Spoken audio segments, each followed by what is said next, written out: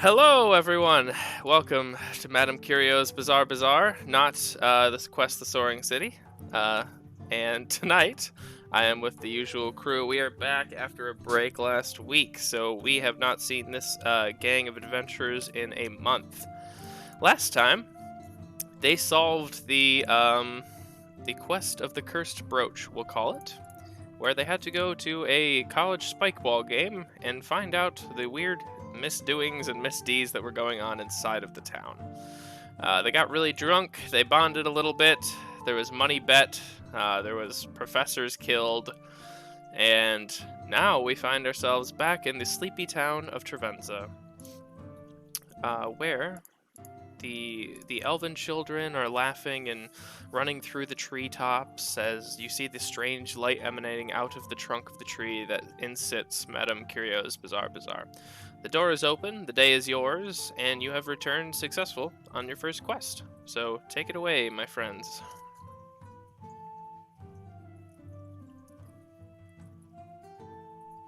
Yeah, remember how much we're getting paid for this? Or did we already get paid? No, I was getting information at the end. I didn't negotiate for your small, unpointy bits of metal. You know, sometimes you can exchange those for information. Why, when they could just give me straight information, why would I go through the trouble of her handing me small, unsharp pieces of metal and then I hand it to her? Okay, think of it as like information points to spend, right? I feel like we're putting mechanics to something that doesn't need mechanics. Sort of, yes. But unfortunately, it makes sense. It makes sense. But stay with me here. Okay, so if someone you want information from, they don't need you to do anything in return to give you the information, you can instead do something for someone else. They will give you the information credit or the information point. I'm aware how money works. Yes, you take it and then you say, give me the information. And because people like money, they'll give it to you. No, I think you misunderstand me. I'm aware how money functions. Oh, okay. I just see no need in this situation when they will just flat out give me the information to go through the whole bargaining process when I can just... I apologize. Pardon me though, Red Sword, but so you get this information and you're privy to what you need to know, but what the fuck are you going to do when it's going to require a lot of money to get to where you need to go and do what you need to do? I thought of that part. That is the problem. But at least if I know where I have to go, then I can come up with a plan. It's just step one. I can't even have a plan without having information first. Well, I suppose, but sometimes you just kind of gotta go with the flow and just kind of ride out them waves, you know what I'm saying, mate? No. Well, I mean, you also have like a physical form now that needs to eat and sleep, and you need money to do those things sometimes. It is very unfortunate that this form is so useless.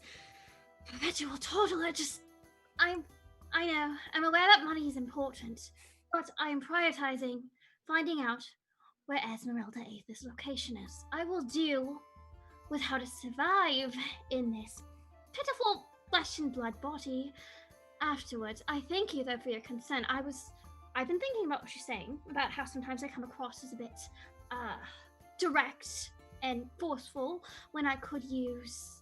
Oi, you know, you could apply that direct and forcefulness to getting the information you need. You want me to just threaten an old lady? Well, no, that's No, I'm not saying classy. that's the issue. I'm just saying you could get information that you need through other channels, mate. You know what I'm saying? So, like, perhaps not cash in on this big favor just to get a wee bit of information. It's not going to take you very far, mate, right? I do not believe I need life coaching from pitiful worms such as yourself. I believe that I am aware of how to handle myself enough. I don't need this kind of advice. I appreciate it. I appreciate that you're looking out for me. That is very kind of you. I've been reading an etiquette book. I'm working on it. And I see that you are attempting in your lowliest way possible to help me, and I appreciate that from you. But it is so condescending coming from, well, a flesh and blood. Wonder how it feels to be condescended to. Wonder how that feels.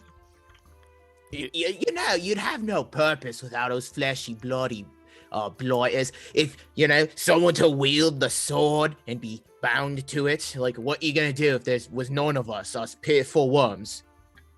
Sit around, I'd gather probably have a party. Unfortunately, in this situation, I have to agree with Torg. That you prefer that I ask for money? What are we even arguing about? Why does it matter to you if I get money or not? I'm not talking about the money. I'm talking about how you talk to people. Right, and I'm working on that. I know. But you also have to understand why it upsets people. Yes, because you're sensitive. Yes, and it's a very bad idea to keep talking shit about the people that you're traveling with, especially when... Okay, I do feel like you misunderstand me. I think that you are exemplary forms of your kind. Exactly. Yes. Exactly. You have been given such a burden. This body is so horrid and every design possible, and yet you have made yourself something while working with it. If anything, we don't like to be seen really as an inspiration to other races. Look, I am damp all the time, mate. I get it, it's not always great being a dwarf, right? But there are some bits that are totally worth it. Look, hanging out with me boy Tara. yes, the fluffy one.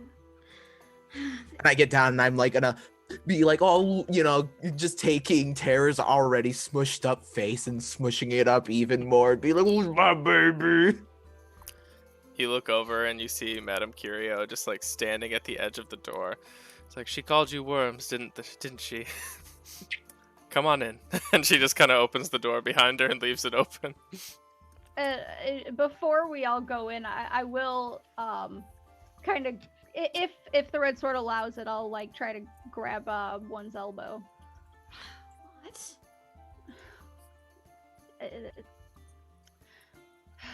The red sword, you Yes.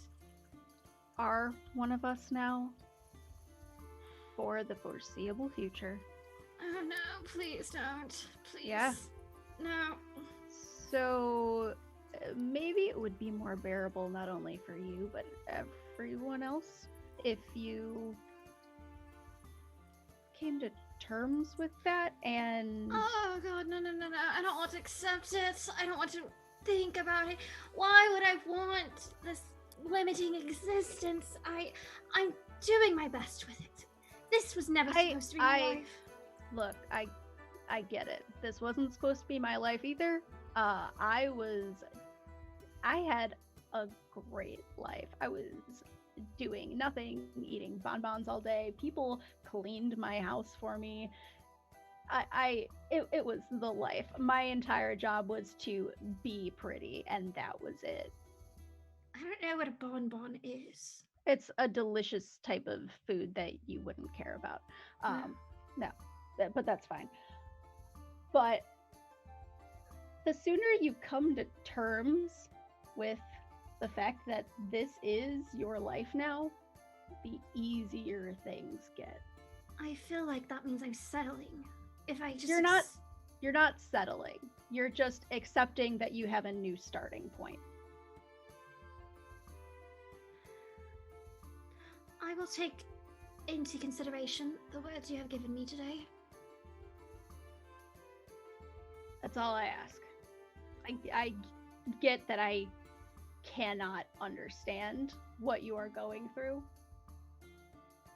but it'll just make your life easier if we maybe don't call each other pathetic worms. It's not you, fine. I know. Fine. I know. Fine. I won't call you a pathetic worm anymore. All right. Well, let's go in. I'm not gonna stand here and lecture you. Oh, really? Since everyone seems to enjoy it so much. I'm sorry. It's fine. I get it. I've been difficult to deal with, and So have I. you haven't been that bad. Maybe not to you. All right. Anyway, we should probably go in. Yeah. No. Let's just. Thank you. I do appreciate you taking the time to talk with me like this. Flesh and blood to flesh and blood. For now. You ruined it. Sorry.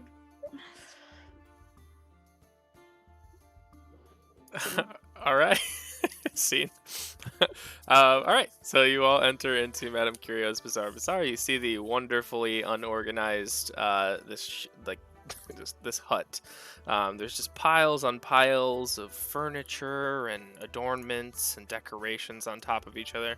Clearly hasn't done much organizing since you have been gone, even though that is the reason she stated that she couldn't go in your place.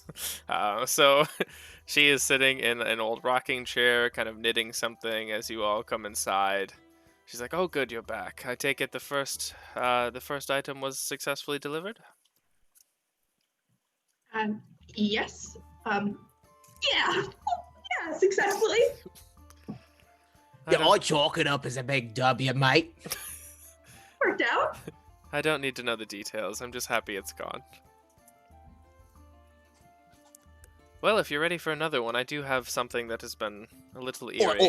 What about it? Holds out palm.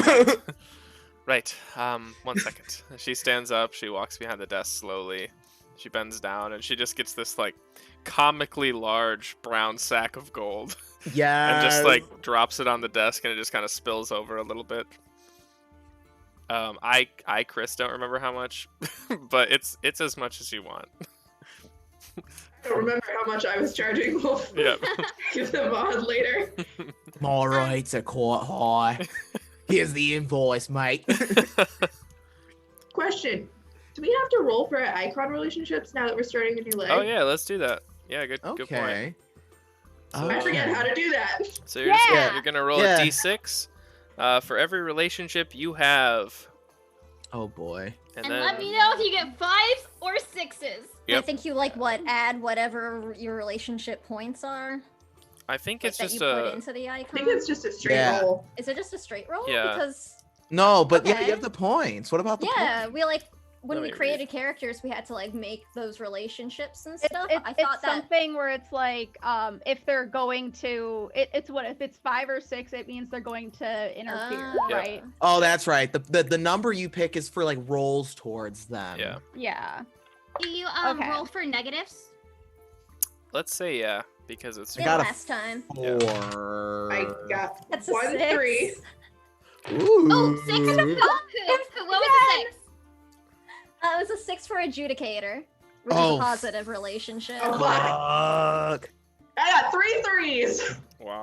I got a 5 for affinity, which Lovely. is a -1 relationship. Oh, boy.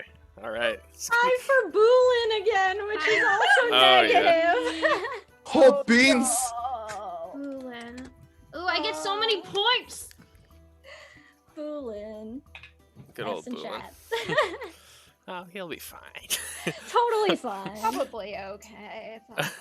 It's all right. Okay, so I'm going to read it back So- just to make sure. There's a positive 6 to the adjudicator. There's a -5 to affinity. And there's a -5 to Boolin Yang as well. And a +4 to Wait. my guy Krug. Well, I rolled a 5 for affinity, Yeah. but I have a -1. That's what I meant, yeah.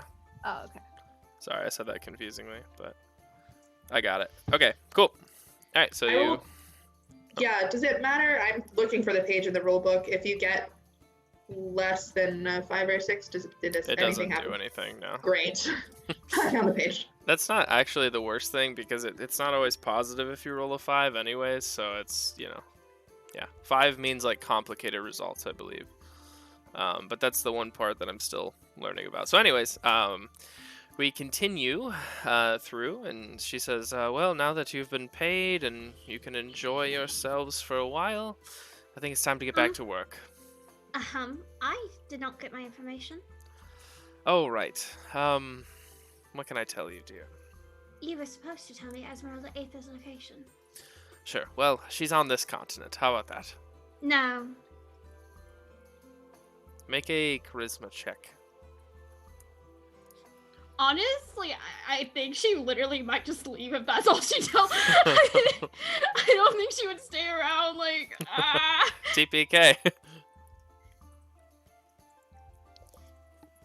Let's see. Modifiers. Can I use Insightful Tactician? I think Sure. that seems like it. And I think then I can click on that. And does it already do it? Let me see. I either add that for... yeah, 29. 29. Wow. She straightens up a little bit as you are... like, She's a little surprised at how human the Red Sword is after the last few days spending it around other humans. Or spending one around other Hey! humans. I don't know. None of us are humans. Oh, sorry. Humanoids. And flesh and blood. and she kind of straightens up a little bit, and she's like, fine, here is where she said she'd be. And she reaches under her desk, she takes out her little key ring and unlocks a little locked drawer under her. And she pulls out this little envelope, and it is clearly written in Esmeralda's handwriting. And it says, Madame Curio on the cover. She's like, it is yours now, you did me a favor. You can have this. Pleasure doing business with you. I wish I could say the same. Ooh, that's when Torg just leans over to all the other friends. I was right. Should have taken the money.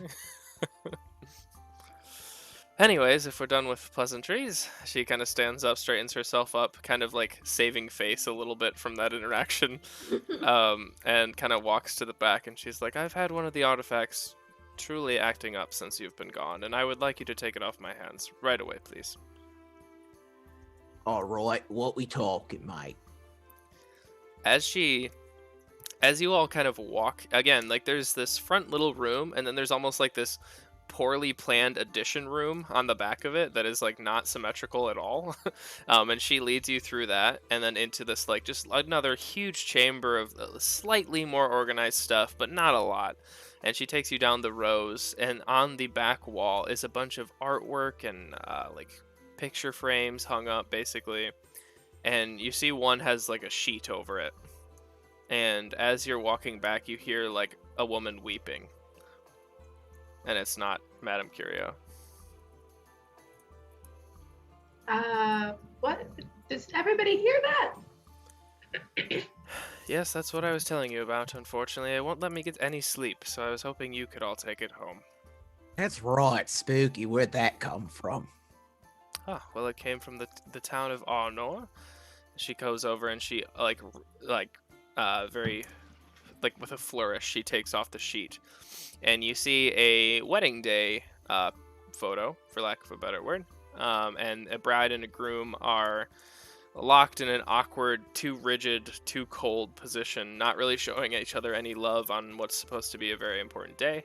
And the woman looks sad, the man looks angry, and you can hear kind of the echoes of the crying as she takes the sheet off.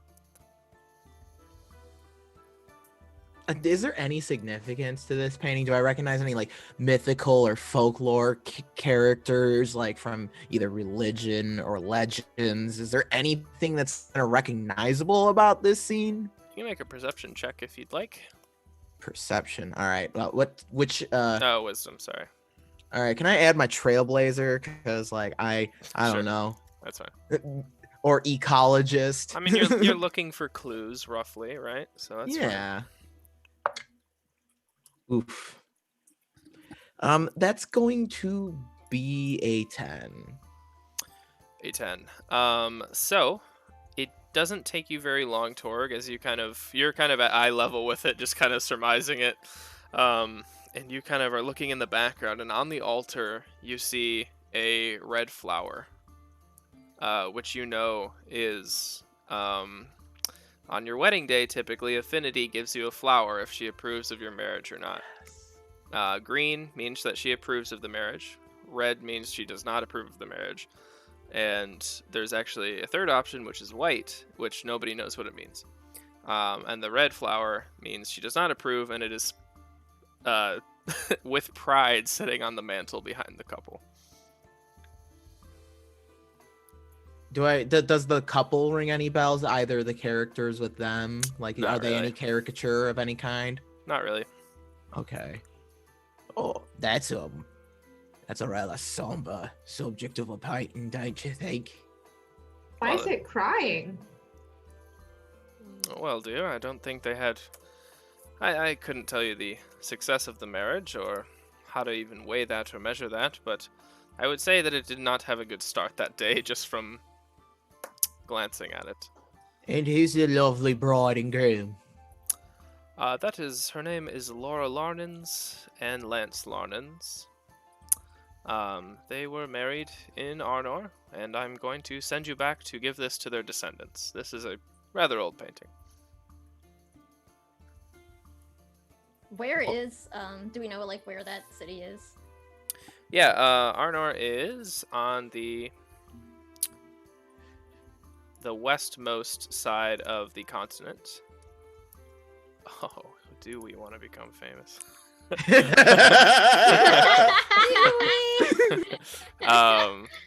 Sorry. So it's on the westmost part of the continent. It is, if you're looking at the map in the Discord, it is 0.7. So it is quite far away from you all right now, as you are all in Point G area. So you'd have to cross quite a bit of land here. And Arnor is best known for... the kingdom was named after him, as his family was one of the original people to... He was one of the 13 founding families, and he set out to make maps of all of the areas. Or, I'm sorry, there's 8 founding families, not 13.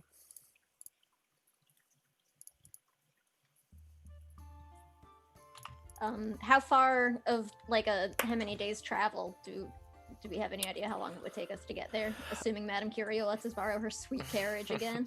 Probably like 5. It's gonna be quite, Okay, like, that's almost a a hike. week, yeah. Okay.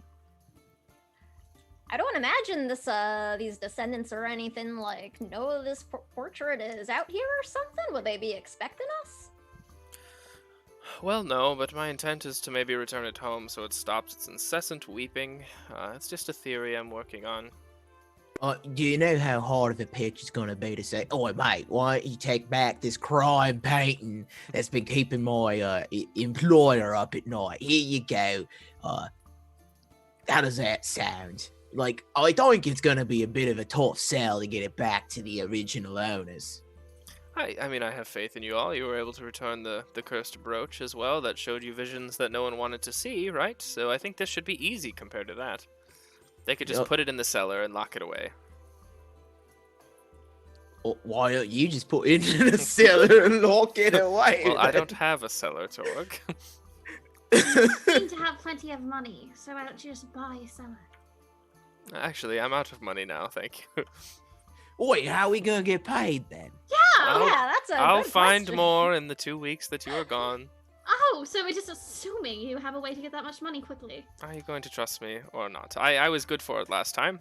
If you want to know a secret, I didn't have any money when you Oh. came anyways. Oh, were you good for it? Since you almost didn't tell me the information I asked and tried to pawn it off. She just kind of takes her pointer finger and just kind of taps on the envelope that's still in your hands.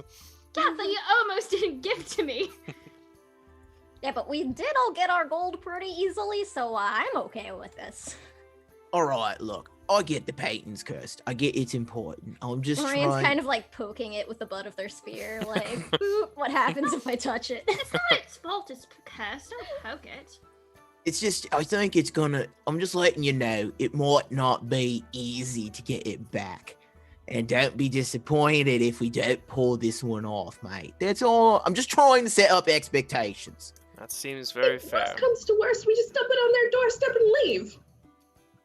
Oh, that's great. Thank you, Amara. This is why we work together. All right. Well, it seems as if you have a plan now, albeit a strange one. I look forward to seeing you in 2 weeks' time. We're the worst Amazon delivery people. Just kick Not it. even gonna knock, we're just gonna drop it off and be like, no one was home to sign. Leave a note. Yours now. Take a picture. Yeah, just Oh take a my picture. god, we're just the Planet Express now. Oh my god, we are 13th Age Planet Express. That's all we are. Good news, everybody. Oh, good news, everyone. Why is it broken? I don't know.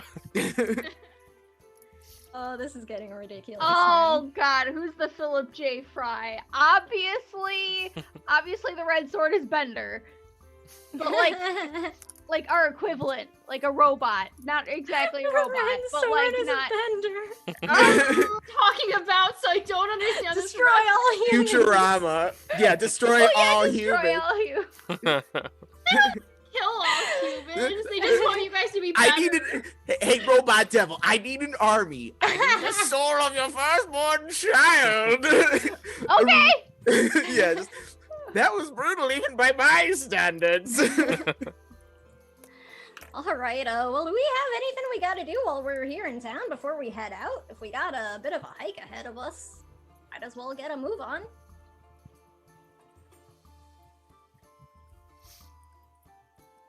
And Torg's already kind of like walking out the door. Just Oh, kind of. okay. Oh, we're gonna need a load up on beer before we go.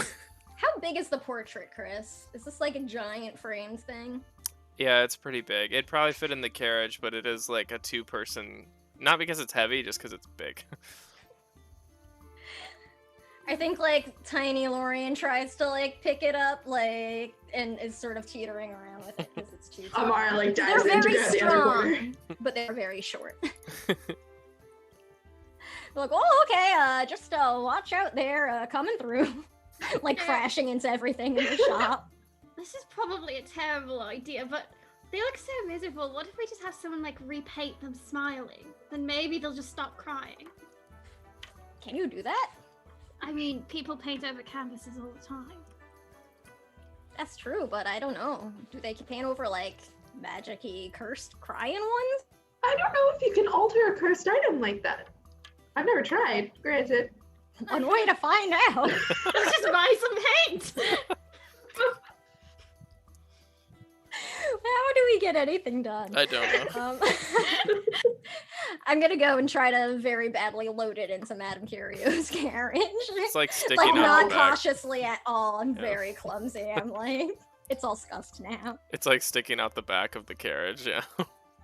There we go. That's that. Should we secure it somehow? Or Oh yeah, I don't think anybody is gonna be able to actually fit in there now that that's in there. All right, Tara. You're gonna watch this painting. And if there's any problems, you hoot and holler and make a lot of noise, all right, mate?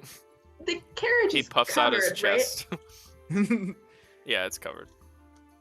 Why don't you try putting it on top and tying it down? That way people can still ride in the carriage.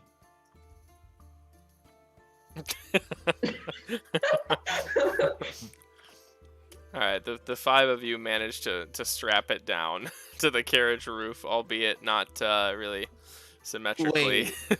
Why don't we just kind of just put it on the floor? We just kind of sit That's not how awkwardly. carriages are designed. Wait, what kind of carriage we working with here? It's like an enclosed one, like a box carriage. Like a stagecoach, right? Yeah. Oh, That's what I'm well, we picturing. got. Oh What I yeah, we'll was just. imagining. Yeah, let's Christmas tree this thing. Yeah, that was the image. Okay, alright, yay, this is great. It has been Okay. Christmas treed. A harp or something. fine to protect it from mud and rain and stuff. I'm Give me sure it's 5 days. I'm gonna go see if I can find a tarp.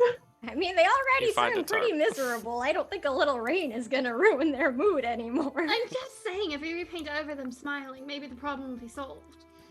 I think I that's cover a the backup. painting. You're able to tie it up in like a old painter's tarp, basically. It looks pretty bad, but it's gonna work. That's the important thing. You hear behind you, like Madame Curio shut like the garage door equivalent. Beep beep. He's like, "Bye, have a safe trip. Don't be too soon." And she shuts the door. Oh. Good to know we're appreciated by our employer. Ah. All right, so you set out on your journey. It is a 5-day journey, so if you would like to, I'm going to tell you now, just because of the nature of this campaign, there's not going to be a lot going on the 5-day journey. So if you would like to have any scenes, now would be a good time. Otherwise, we will skip to the city of Arnor. Travel montage. Okay. We montage our way through the countryside of Albion. A lot of you, as players, have never really seen like the northern parts of Albion, so I'll briefly describe them through your many lives in this world. But it kind of turns to more of an arid environment. It's a little dustier. It's a little more dry up here. But at the same time, it's somehow windy, which doesn't really make sense, but somehow it's happening. And you do see on your left the hills of Bapik. There's giant rolling green hills off to what would be your west at that point. And it's the only thing with like foliage and growth in this region. You get a little warm. Off to the right, you see that it does smoothly transition into sand eventually on your horizon. So you know that it's going towards desert, but you're bypassing that for now.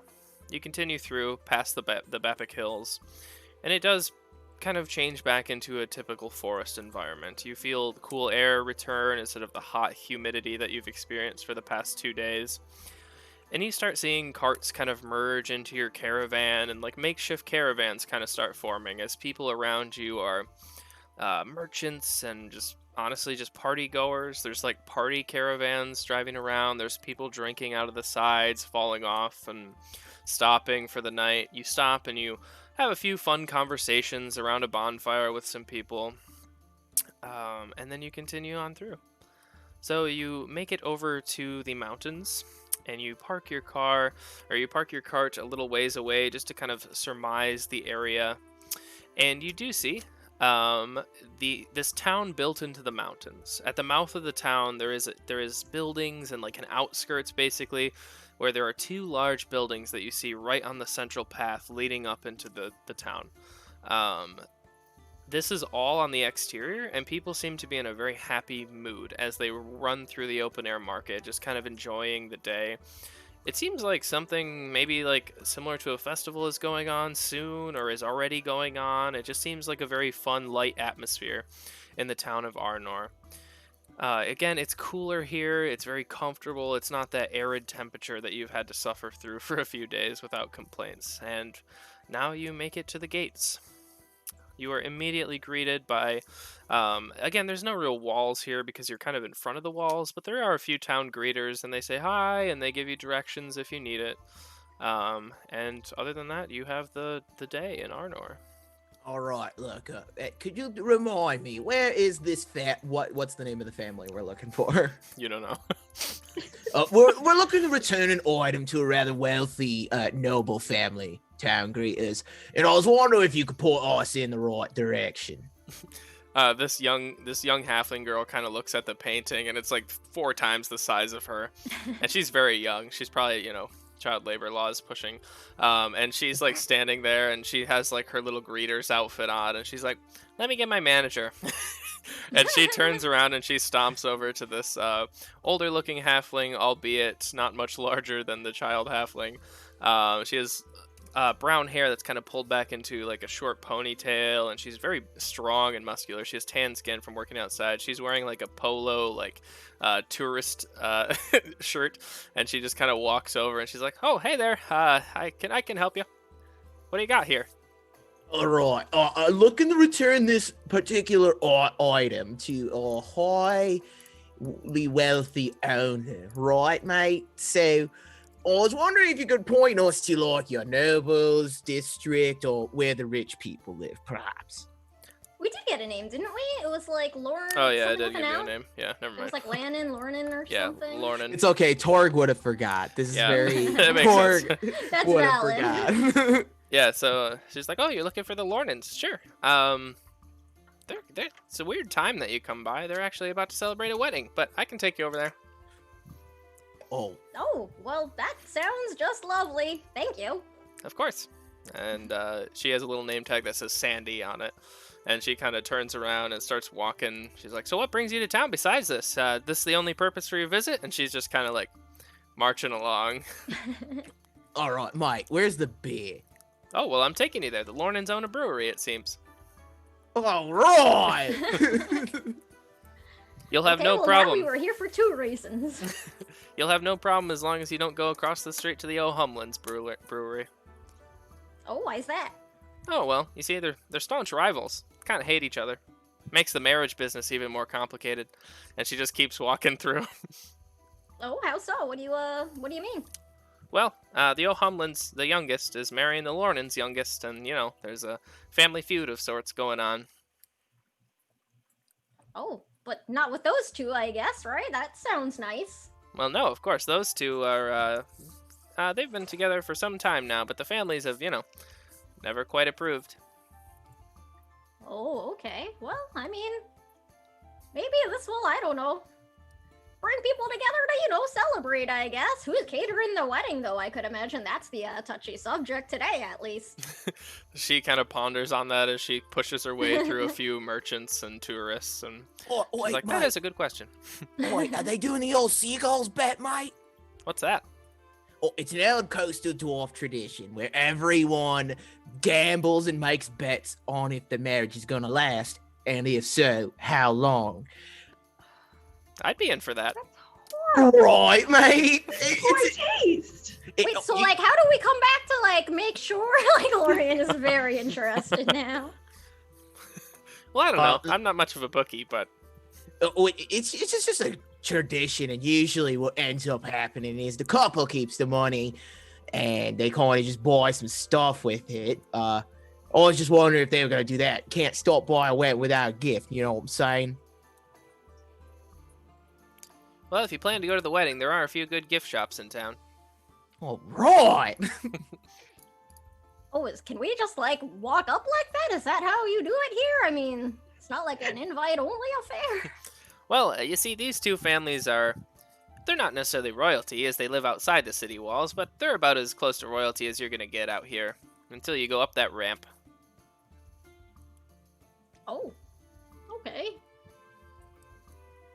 So what, the wedding is just like an open public dealio? Yep, tomorrow it's in the town square. Oh, well, that's nice.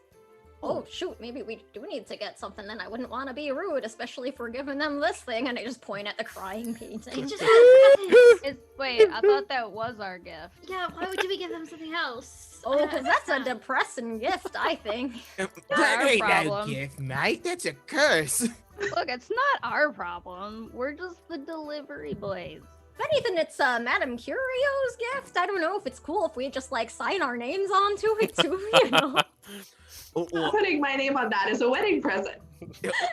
Look, Yvette, I'm sure there's gonna be plenty of single guys and gals and all kinds of pals at this little shindig that's going around tomorrow. I'm divorced. I'm not desperate. Oi, look, I was just saying maybe have some fun.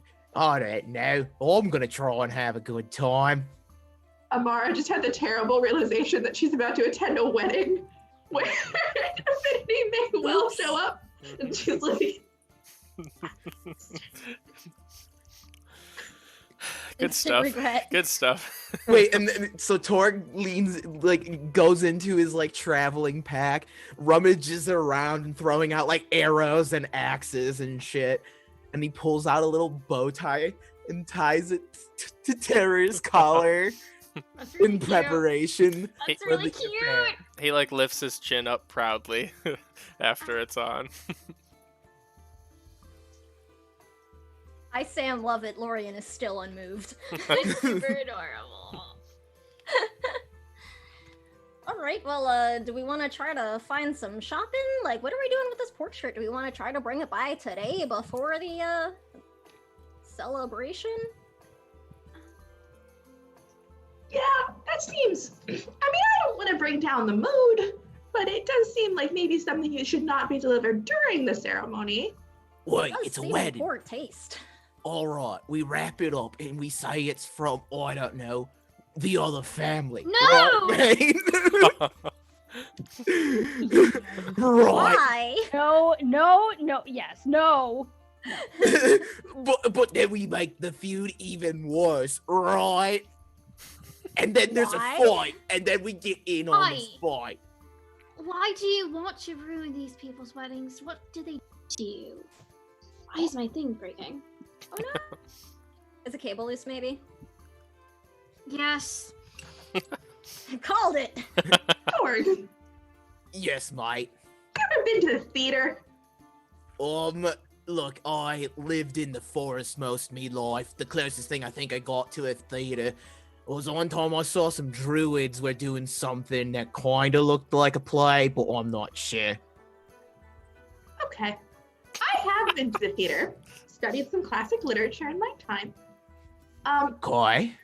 There's this play called Romeo and Juliet. Have you heard of it? It's quite Why? famous. Wait, is that the one about the two people, they fall in love and then everybody dies, right? Yes, everybody dies. Yes. We'd like to Alright. avoid that situation.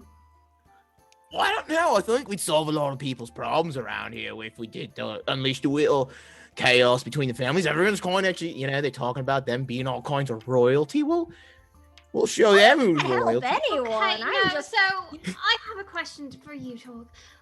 How is this going to improve anyone's situation if they just immediately start trying to kill each other and we leave blood behind us?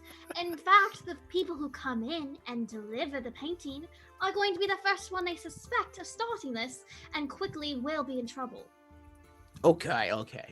New plan, folks. New plans. I figured it'd make for an easy getaway if they, weren't big fans of the painting. We put it on someone else that mad at them, and we just, scoot on out of town without even as much as a sniffle in a wallaby wallop. All right. So, new plan. We put just nobody's name on the painting. We just, just say Love and Gerald, and then we on our way, right? But what if there's someone named Gerald? Alternatively, what if we just say to be opened on your 10th year anniversary, so it won't even bother anything? ignore the crying. Just wait 10 years. I say we have a delivery from Madame Curio. Oh yeah, we just pin it on her. Wait, yeah, why are we? That's fine. Nobody's We're gonna not shoot the pinning it. messenger, right? Okay, Who does that? That's not a thing. We're not pinning it on Madame Curio. It is from Madame We Curio. could She do wanted us. our job. Oh my What a God. radical idea.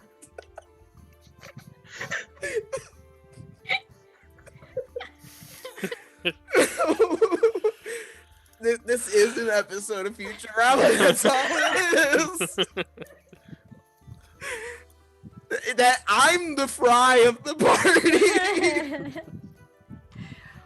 Okay, well, I think maybe we should wait till either do it today before the wedding or wait till afterwards.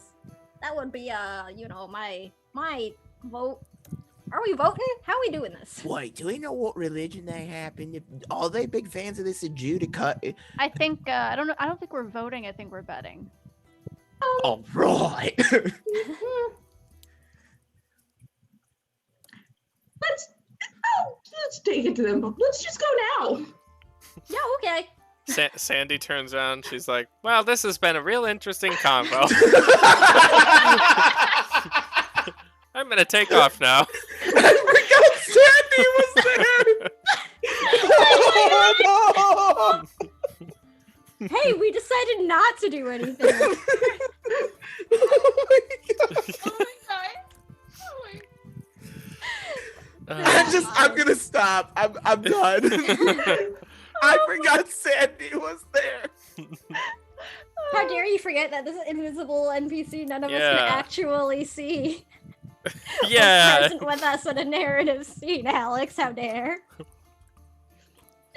So, Sandy drops you off outside of the Lornans Brewery, simply titled. On the top, you see a little, like, have you ever been to, like, a restaurant or something that has, like, a little train track on the ceiling? Oh, yeah. It's kind of like that, but it has beer mugs on the track instead of a train. Oh, neat. And you can see that there's this big barrel on the top that pours the ale into cups, and it's just an assembly line as it continues down into the bar. So you kind of walk in, and it's very like technology is kind of the centerpiece here, as this like little rail brings the beer to people. Different beers are poured out of the ceiling. It is quite busy in this establishment, and there are probably it's a large building. There's probably close to 95, 100 people in here. And they are all hooting and hollering, some of them toasting to the Olornans and wishing them, praying to Affinity, wishing them Affinity's blessing upon their union tomorrow. You can instantly tell that some of these people are Lornan like distant relatives, and they're just here for the wedding tomorrow. They came in the night early, and they're just drinking with their family and friends. But yeah, you can go up to the bar. There's a few people tending bar. You could probably get anyone's attention in here. I'll wave down someone at the bar. Okay. You see this woman comes over. She has a bunch of she has a little belt on with like straws and just everything. She's just got a little waitress pouch going on, and she kind of comes over. She's like, "Yep, what can I get you? Five of them. What do you want?" Actually, we are here on business, I'm afraid. We are looking for the Lornans. Sure. Which one? There's about 60 of them in this town right now. The matriarch or patriarch of the family. Oh, sure. I can do that. Give me like 5 minutes, yeah. And she finishes up like the few people that she needed to take orders from still, and you can see she like puts it on the wall, as there's another little track that goes up to the large tankard that seems to be pouring all of the beers at the top of the establishment. So she walks into the back after she's done, and she gets out a tall woman, half elven, maybe human, kind of hard to tell. She has long, like blondish, strawberry blonde hair that kind of falls around like her mid back. It's very straight, and she has very pale skin, fine features, green eyes, a little cold just by appearance. She's a little stern. She walks a little too rigidly. And she comes over. She's like, "Oh, hello. I'm Lana Lornan. I'm the mother of the bride. Does somebody need me?" Hi. Yes. We're here on behalf of Madame Curio. She happened to have an artifact belonging to your family. She just sent us to return it. It's out in our carriage. Oh, okay. I wasn't aware we had anything at her shop, but I am aware of the place. Yeah, please bring it in. That'd be wonderful. Sure. Go get the painting. You just bring it in. Yeah, she said. So yeah. Said to, yeah. Yeah, there's job done. We can leave. Bye. Let's get drinks. You walk in and you just kind of like smoke a few people with it because it's so unwieldy and big. There's ale splashed on it. You're like, good Definitely thing. just Lorian, like, oh, sorry there. Oh, sorry there. There's a few Lornans that are just like passed out now from drunken and like pain at the same time. They're just like, I'm gonna lay down. So you walk in, you hand her this giant painting, I assume. And she's like, "Do you mind if I look at it? It is mine now, yeah?" Yes, but I mean, aren't the best things saved for later? Make a charisma check, Abby. Oh, I mean, I really wasn't trying to be convincing, but okay. That's fine. But I mean, we probably should try. occurs. That's our motto. We probably should try. Yeah, we should give it a go. And can I add my socialite background? Yeah, definitely. Okay. Oh, it's good that I did that. 14. 14. She's like, well, I suppose if you insist, but I think it would mean a lot to my son if he was to see this on his big day. But Oh. Okay. No, you see, we got a note that you're supposed to open it a week or two after the wedding, so just hold off on it. all right, Madame Curio does work in strange ways, doesn't she? And she gives like a very cold smile and kind of walks back into her little office and puts it against the wall. Let's dear. go. Yep, please. Like I just like lean over to someone. I'm like, oh, they are not waiting a week. Should we go get some drinks or dinner, or look for like an actual gift if we want to hang out to like celebrate tomorrow? You mean stay in town, but they Think might they throw the won't. painting back at us the minute they realize that. Oh, well, I mean, she just admitted it was hers now. So far as I'm concerned, it's not our problem. That's true. Oh, yeah. Okay. Yeah, that's true. It's not our problem. I'd like to stay around for a wedding. Do we need to get people to sign things? And you know what? We have plausible deniability. We didn't know what was on the painting. It was all wrapped up and everything. It cried the whole way. Plausible deniability. All right, look. You just kind of tune it out after 5 Yeah. days. Look, I've done some contract work in me time, and look, you'll just blame it on your boss if they complain. Look, I'm sorry that your painting's crying and wailing like a wee babe. Ain't my problem. Talk to Madame Curio, mate. Sorry. This is all true. Take it up with my boss. Oh, and also maybe don't get a crying ass painting commission if you don't want it for your, the people who are gonna come down the line later. All right, so are you all staying at the Lornan Brewery? That's hard to say. That seems like a great idea. Yes. Do we want to check out the other one though and see what their vibe is like? Oh, do we want to do the one thing we were explicitly told not to? Yes. This is an RPG. This is 13 page. That sounds like something they would want us to do. It does, it does. I want to go shopping for a wedding present, please. Okay. So you step out into the street, and just for note-taking sake, the street is probably about 20 feet across. Your carriage is parked slightly outside of town. Excuse me. And you see right across from the Lornan's Brewery, you do see the O'Humlin Brewery as well. It is in make. It is probably the same size. It's very large as well. It's double-story bar. In theme, it is completely different. It is just as busy as the Lornan Brewery, but instead it is more magic. It just has this aura about it. You see that mugs are floating down instead of using this technological contraption like an artificer would have had to make. Instead, this has more of a theme a wizard would make, and just the mugs are floating about. They float outside to the outdoor seating as people sit outside and just grab the beers. And then, you can continue through the town to try to find a gift if you would like. And as we're looking for a gift, Tar's gonna be walking with his friends. He's gonna be like, look, that place looks nice, but ain't no place better than old Risker's, I tell you what. Crikey, they got the best booze in all of Valencia. Am I right? I know I'm right. Tara can also attest. You feed your dog beer? Tara's lapping up a spilled mug on the ground. That can't be good for him. Well, you're both flesh and blood, I'm sure it's fine. There's not much difference. Oh, There's actually a lot of difference. Look, if it's good enough for me, it's good enough for me, lad, right? Well, chocolate. Yeah. Caffeine.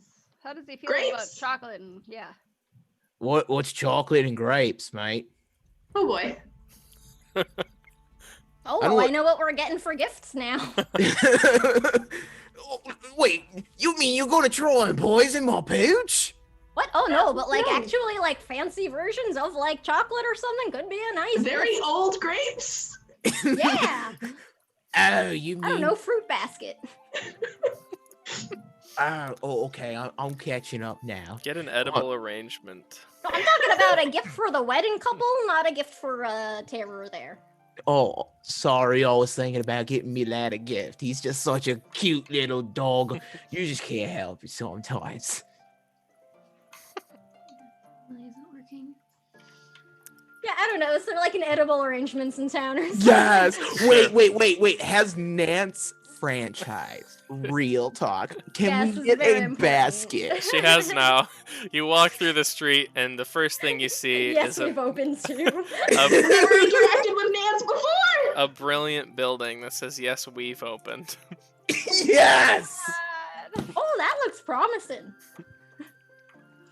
I'll just clank on I in. don't. What are we getting? Presents. Explain to me why exactly they're having a big festival just to say they're staying together. Couldn't they just stay together? You'd think. People like parties. It's fun. Oh, I like parties. Of course you do. Have you ever like actually been to the Red Sword? I don't want to spend my life with distractions that mean nothing. Oh, you don't need to like spend your life with it. Just like, a few hours for like one day, maybe. I think actually it'll be really good for the Red Sword if we stick around for just like, a little bit of relaxation. Oh, Yeah, Oh and- no, I hate relaxation. That's my least favorite Boy. thing. But at weddings, the best part is once the music starts and the drinks start flowing. And then you're not wasting your time anymore because you don't even remember it, mate. It's No, a that's the beautiful biggest waste thing. of all. If you can't remember your time, then How- all of it's gone. How do you hate relaxing? Because I have a plan, something I'm working towards, something I'm striving towards. Why would I spend time doing nothing? Cause It's nice. It's fun. the greatest Yeah. thing ever. Haven't you ever asked someone like, "Oh, what'd you do with your time off?" And they're like, "Oh, I did nothing," and they're so excited about it. That was Doing- a good Mulaney reference, by the That way. was That really was good. Well done. that was out of our usual repertoire. We're going for the deep cuts tonight. nothing. I did nothing. I did nothing at all. It's so great. Well, don't you get tired of just constantly being a weapon all the time? No, because that's not what I was doing. I wasn't just something someone used to stab. I had a plan, something grand, something bigger that me and the other Delmont weapons were working towards. I enjoyed seeing the world the way I did. These distractions that you use are because you can't see anything. You can't experience anything. Everything is so limited and it's so miserable that you use whatever you can to forget you're like this. And I'm not using the words that you don't enjoy. I'm not calling you it.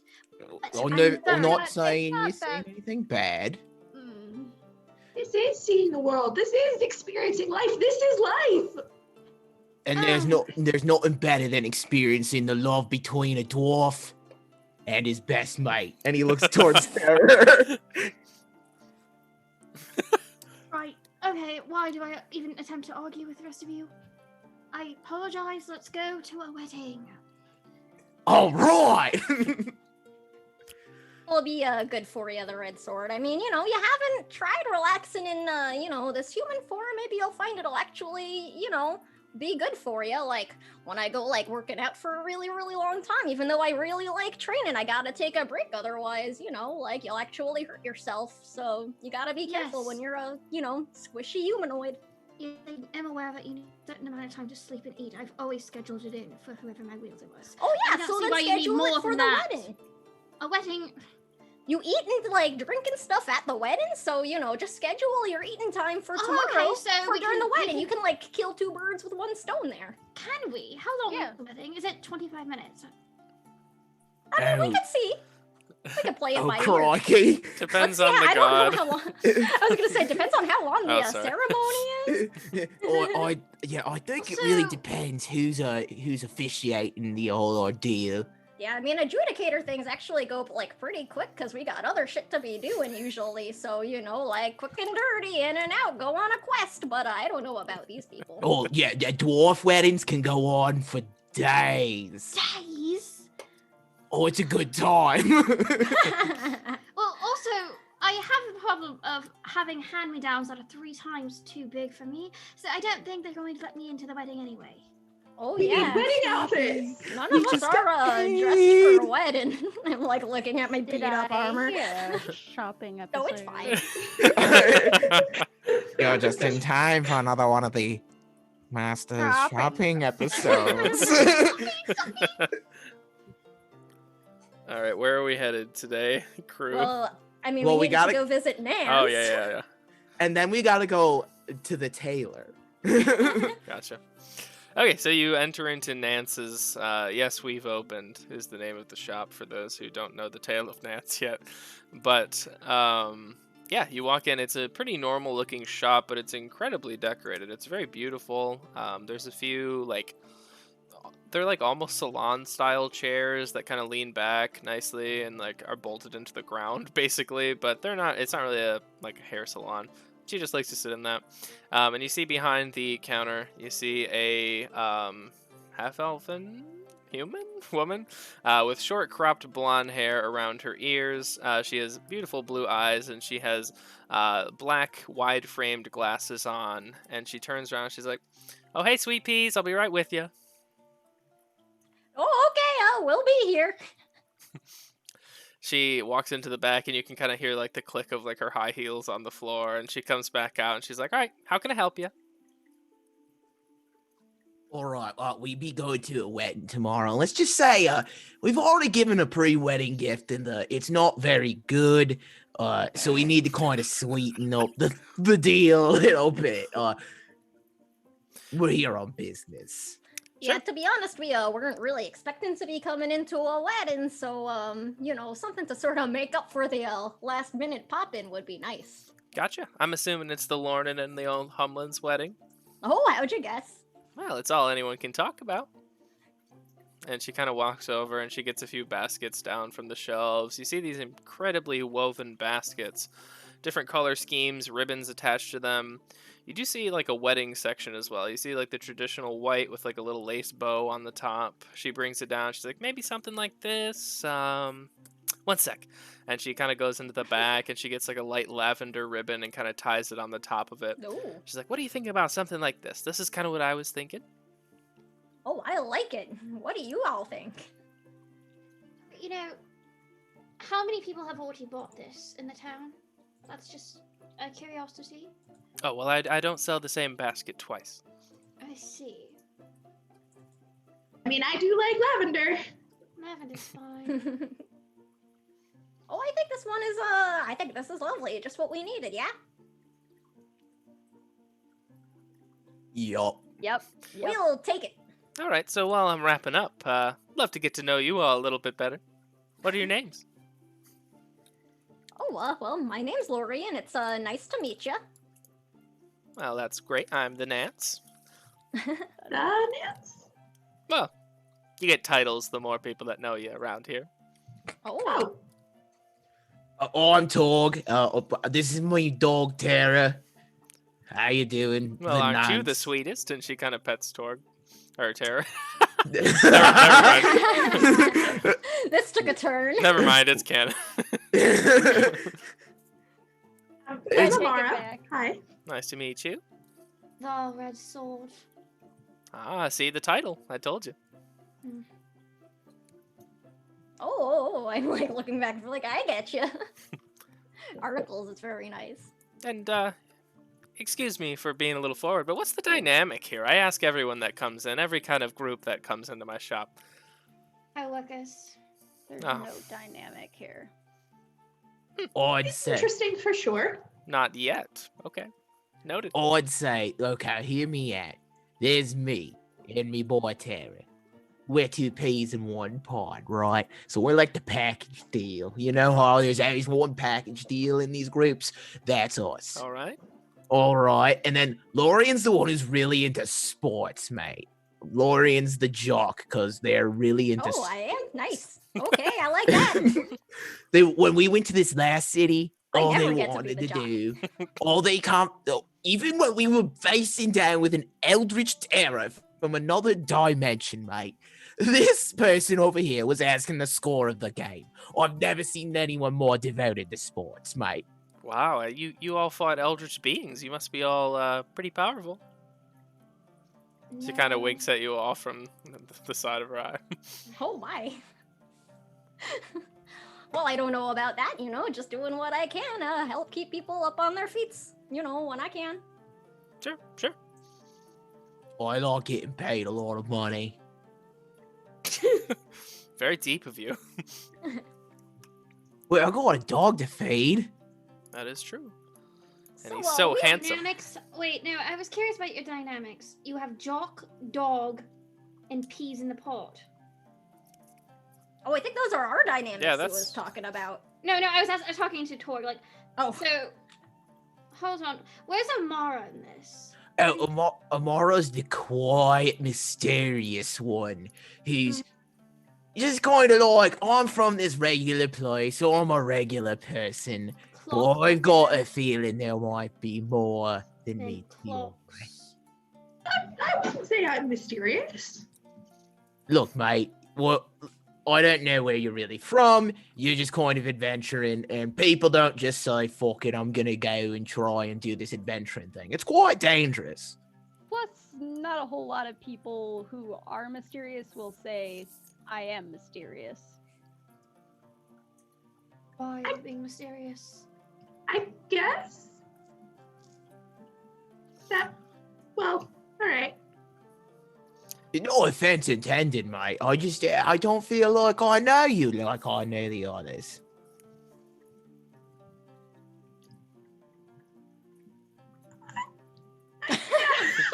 You see Nance is kind of like leaning across the counter. She's interlaced her fingers and she's just kind of like watching now. Oh, crikey. Look, mate, you are a dead shot with a bow. Incredible. One of the best shots I've ever seen. And you were saying you're a regular person from a regular place, but you don't shoot a bow like a regular person from a regular place. That's why I don't know you very well. That's all. No offense intended. I'm just saying you're much more effective than just who you led on to say you were at the beginning. Thanks. Maybe you should all get to know each other just a little better.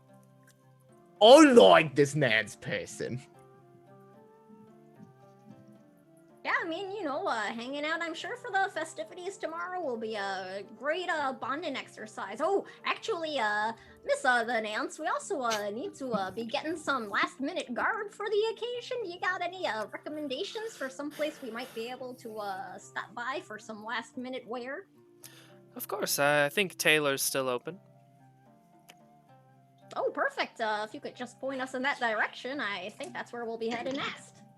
Sure. She points like across the way down an alley and you see Taylor's Taylor. God, I was gonna ask and I was afraid to ask. Is it Taylor the name? Or is that? Yes. Right? Don't know Yes. if we should go there. Is there another Taylor store? Nope, that's it. Sorry. Why not? Who's better to be a tailor than someone named Taylor? I mean, I think it's perfect. Yeah, you know how a lot of people who are Smiths are named Mr. Smith. No, that's fine. No, what is dignity? I mean, your name's like the Red Sword and you were an actual sword, so I mean, that seems pretty apt to me. Let's go! Pleasure meeting you all. Up the big basket. Thank you, Nance. See you at the festival or the wedding. Thank you, She just Nance. kind of waves to everybody. As you are all kind of walking down towards Taylor's Taylor, it is like super busy in the streets. You're kind of getting separated.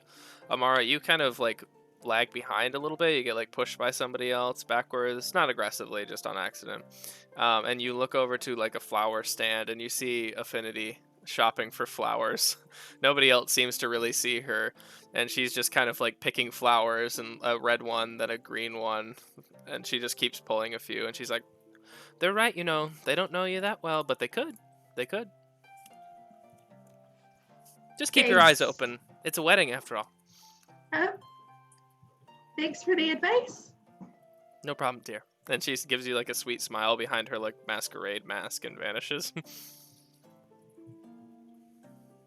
So you make it to Taylor's Tailors, and it's a saloon style door. You kind of push it open a little bit, and you see this this little dwarven individual. They kind of stand there, their chest puffed out all proudly as you enter, and they say, "You have made the best decision of your life today as you walk through my doors. Congratulations." Oh, well, thank you. And what can I, Taylor, do for you all? And they bow really deeply. Oh. Can Taylor? That is what most people come here for. All right. You do other things. Well, not really. I'm branching out. What can I do for you all? What exactly? What are the measurements, the specifications, the colors, the design, the cut that you all want?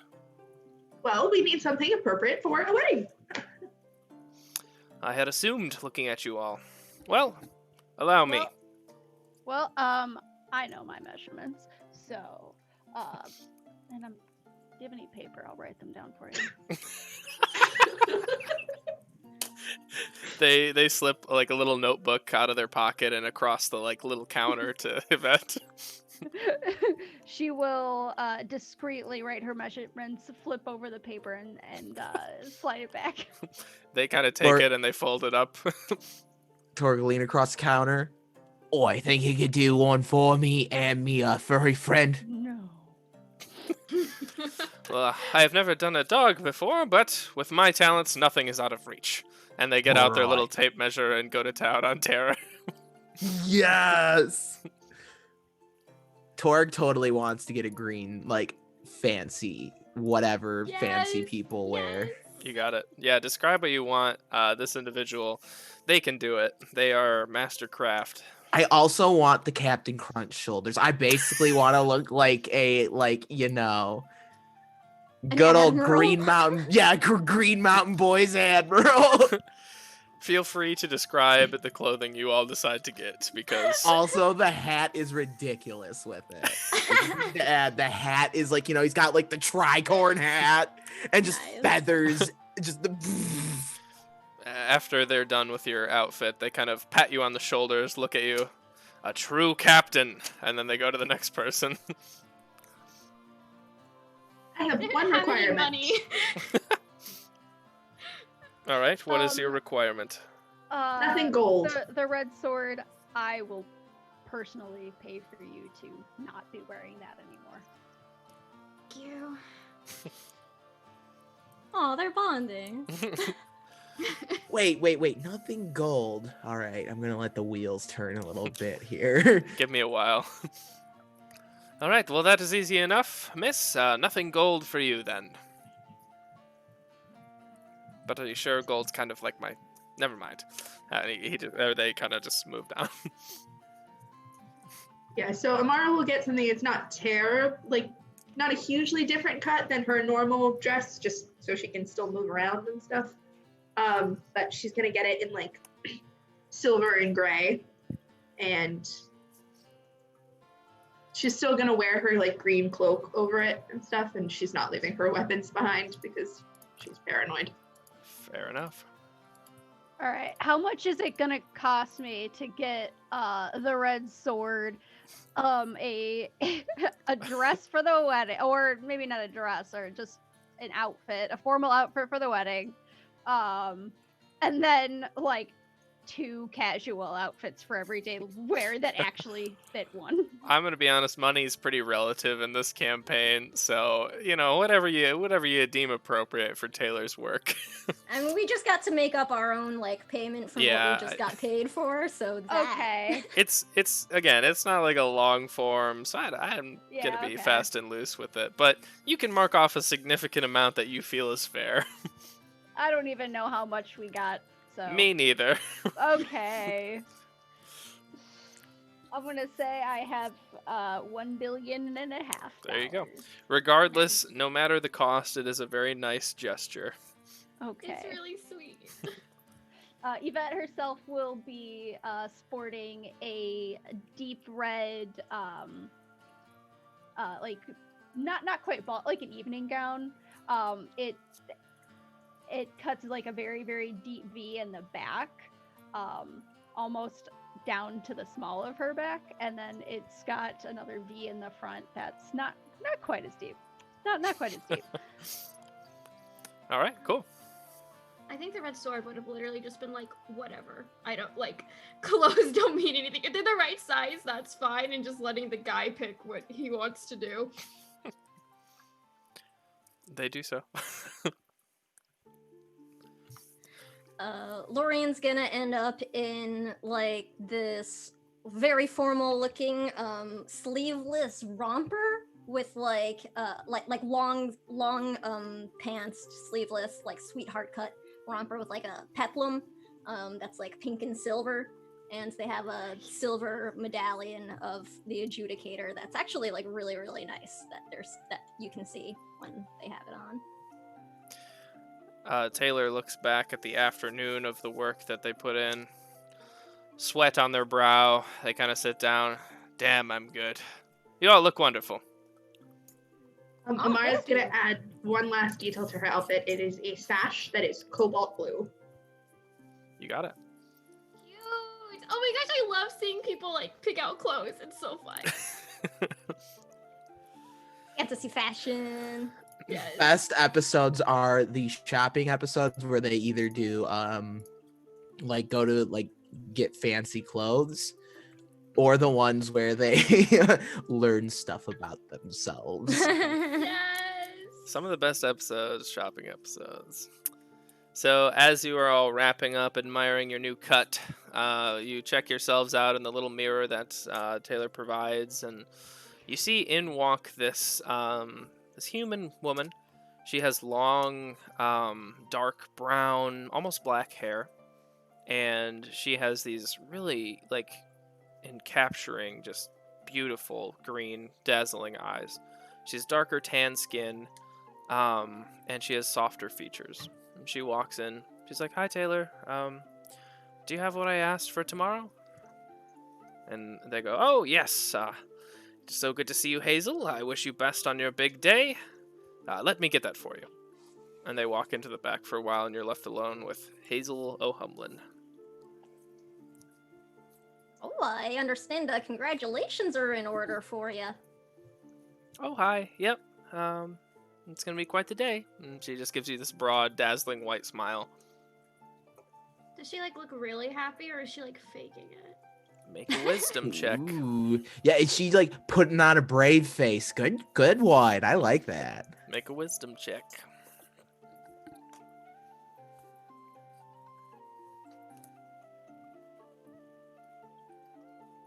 Not great, because I'm not good at human stuff yet. Oof.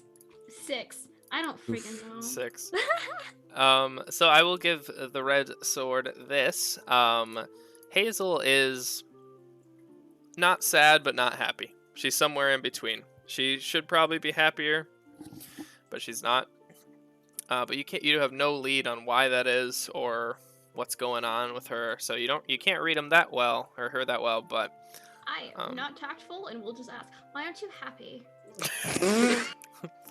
she looks a little taken aback. Her brow kind of furrows, knits in the middle. She's like, "Well, I am happy. There's just a lot of complications between our families, of course, but I shouldn't be telling total strangers this. I apologize. It's family." Look, I just heard it. Who better to tell, actually? Exactly, we'll be gone. We'll be gone in like tomorrow. Yeah, you'll never see us ever again, mate. Oh, my name's Lorian, and now we're not like total strangers. Now we're acquaintances. Oh, I have to apologize for my traveling group. That one wasn't always a person. I've been a person for about a week now. Yes, Doing great.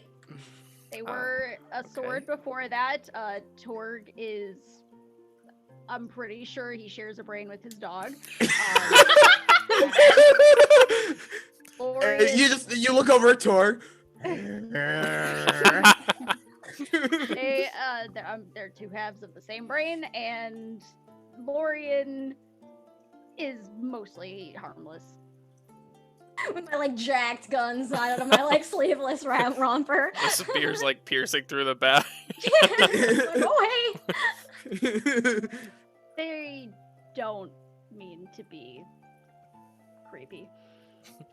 Excuse me, if someone looks upset, are you not supposed to say, why are you upset? I read the etiquette book, it was in there. That's true, actually. That was pretty good, the red sword. Thank Wait, you. wait. Do What I etiquette give books? one like a cookie? How are we doing this? Good job, Red Sword. But wait, what etiquette book says that? Oh, I thought we all ignored each other's problems and all just kind of got along and just tried to survive. Or was that just a dwarf pride thing? That might have just been a you thing. You know, just Yeah, keep everything here. Hazel's trying to like physically distance herself from you as she waits for Taylor to come back. She's just like sliding down the counter slowly. All right, mate, we're harmless. My No, companion oh here is my right. God, will you leave this poor woman alone? She looks sad. Is that not? I apologize. Again, been human for about a week and a half. All right, Red Sword. Yeah, that's right. We need to take a hit. It's been nice meeting you. I was just saying sorry. Is that not also part of the etiquette? Is to As you are apologize? having this conversation, Taylor walks out with a handmade veil for Hazel, and they set it down in front of her, and she just bursts out in sad tears. You can easily tell it's not a happy, like, oh my god, it's my veil. It's sad. I want to rush over and attempt to comfort. Okay. This is the She first time I've made allows this one that. cry. You kind of just like place a hand on her back, and she just kind of like weeps into the table, and she's like, Taylor, I'm sorry, it's not you, it's just I still need my something old, and I don't think this is gonna do. It's just a little too ratty still. Grandma didn't really take care of it, and I appreciate your attempts, and I'll definitely pay you for your work, but I just need to find something else. Could we help? She kind of like wipes her eyes, kind of makeup running down her face, and she looks back to you, and she's like, "Well, can we go somewhere else and talk?" Sure. Oh, sure. Wherever you'd be comfortable. You watch as she just leaves like Taylor like 50 gold, and they're just like, "All right, and another good day. Take care, everyone." And they kind of just like embarrassedly shut the doors. Before, like, I'm gonna, dwarf to dwarf here. Yep. Just like, look, mate, the veil I thought looked good. Or I think the lass has just gone through a lot, right? I agree. I will see you all tomorrow in your finest gear, and I look forward to seeing my work in action. Look, Taylor, this is a stellar job, all right? I like the shoulders. They pat you again and kind of shut the door. Well, I hope he feels better. Hazel is just kind of like, it's kind of one of those things where, like you kind of mentioned to her, she's feeling more comfortable around complete strangers than she is other people right now, and she's like very close to Amara, like walking down the road. And she takes you in the back way to the O'Humlin Brewery, and she takes you like up a staircase to what you can presume would be like her little study area. And she sits down, and she's just like, "So, I'm Hazel. I'm getting married tomorrow to a really nice young man, which I deeply care about, and that's not it at all. In fact, I'm looking forward to that, but I have my something borrowed, my something blue, my something new, but I'm just missing my something old, and I was hoping it could be my deceased grandmother's necklace, but I seem to have misplaced it, or worse, and I don't know where it is. And I'm having second thoughts about the whole thing, because if I've lost that, then maybe it's not meant to be, and I don't know." You love it? Yes, very much. Then it's meant to be. I know, but I just wish I had it, is all.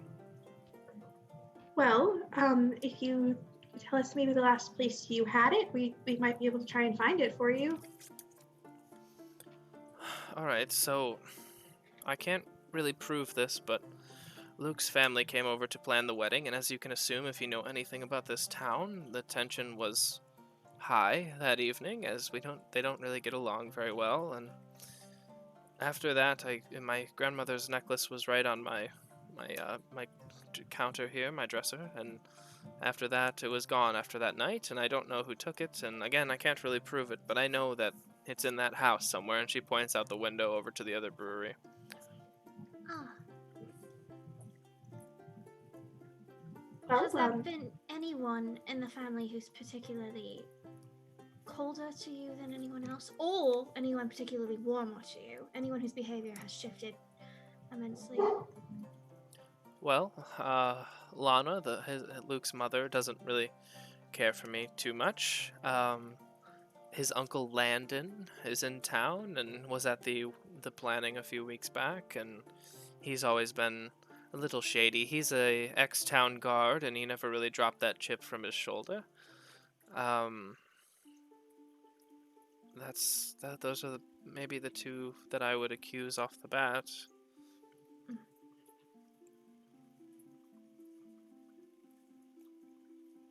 Well, we'll certainly be happy to go look for you. Thank you so much. Do both those parties, are they residing over at the inn across the street? If we were to go looking around, is that where they'd be staying? Yes, it's a very large building, and there's actually rooms underneath of the brewery as well. So it's like their home and their business, and everyone kind of stays there. Well, I think we'd be glad to see if we can help you find anything. I mean, especially if it'll help encourage the bride to be happy on the wedding day. Who's gonna say no to that? All right. Well, I appreciate you all.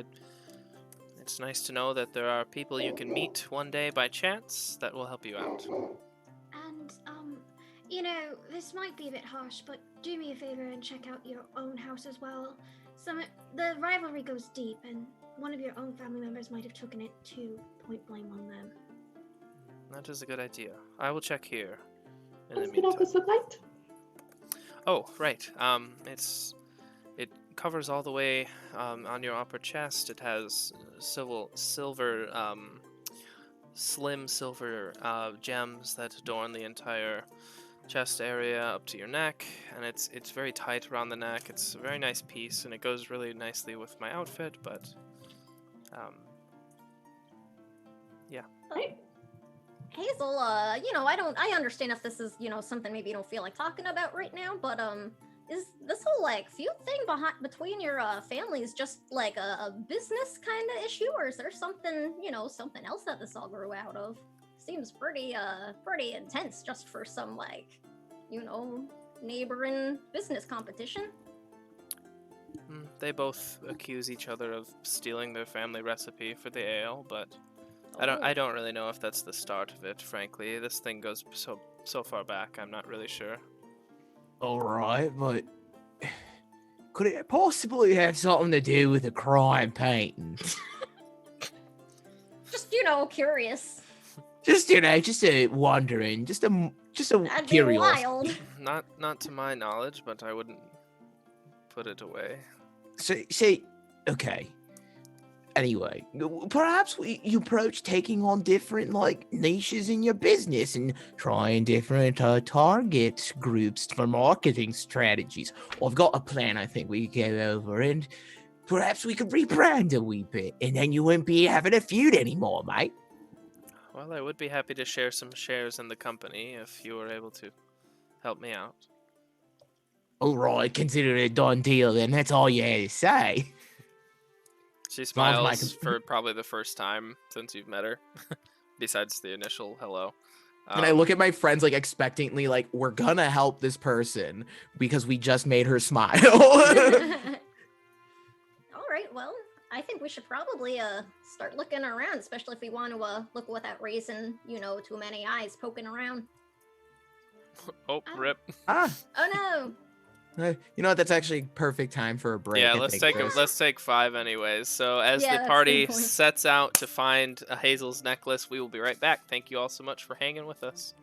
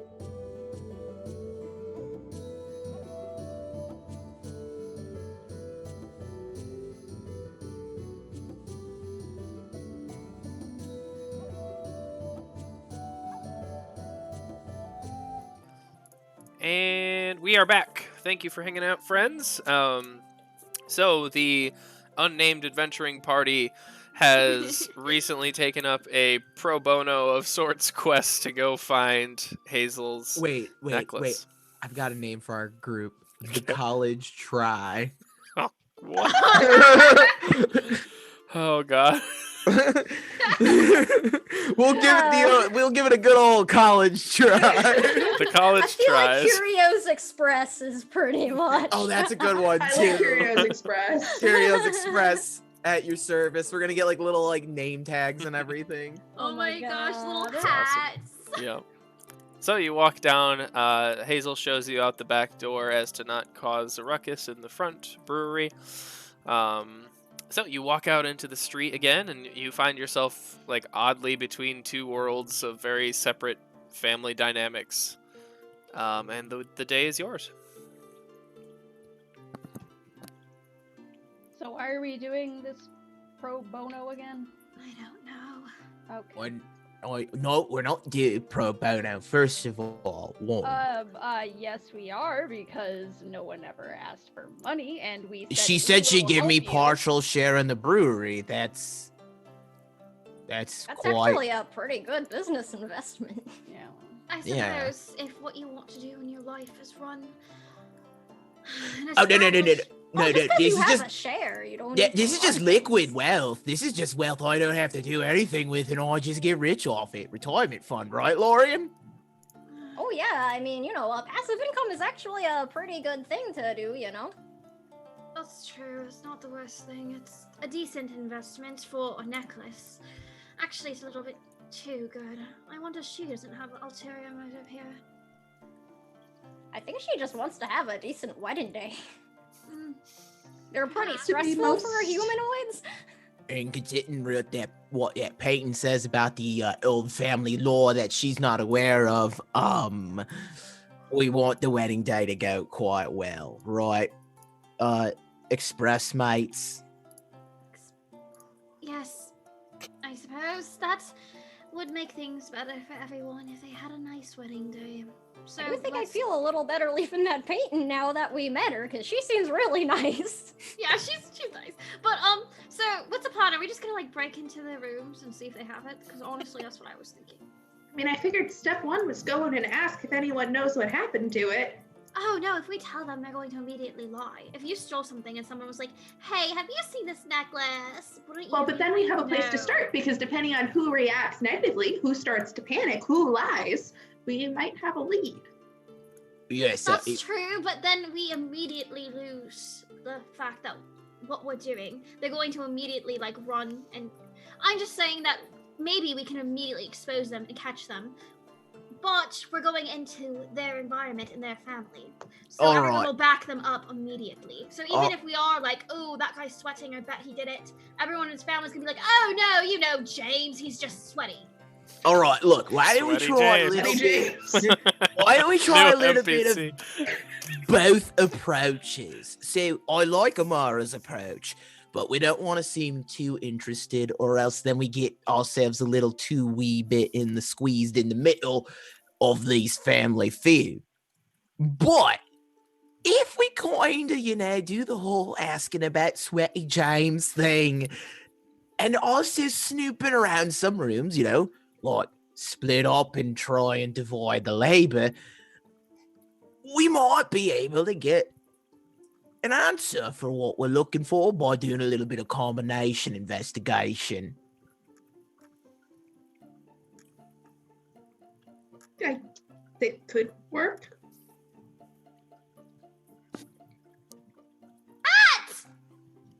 Cat! It's Nugget. Yeah, they're running around. Oh, you got a nugget. Okay, I thought maybe you saw a death Oh, sighting. I've seen Been them spotting. too. Yeah, because they're like, "Whoop."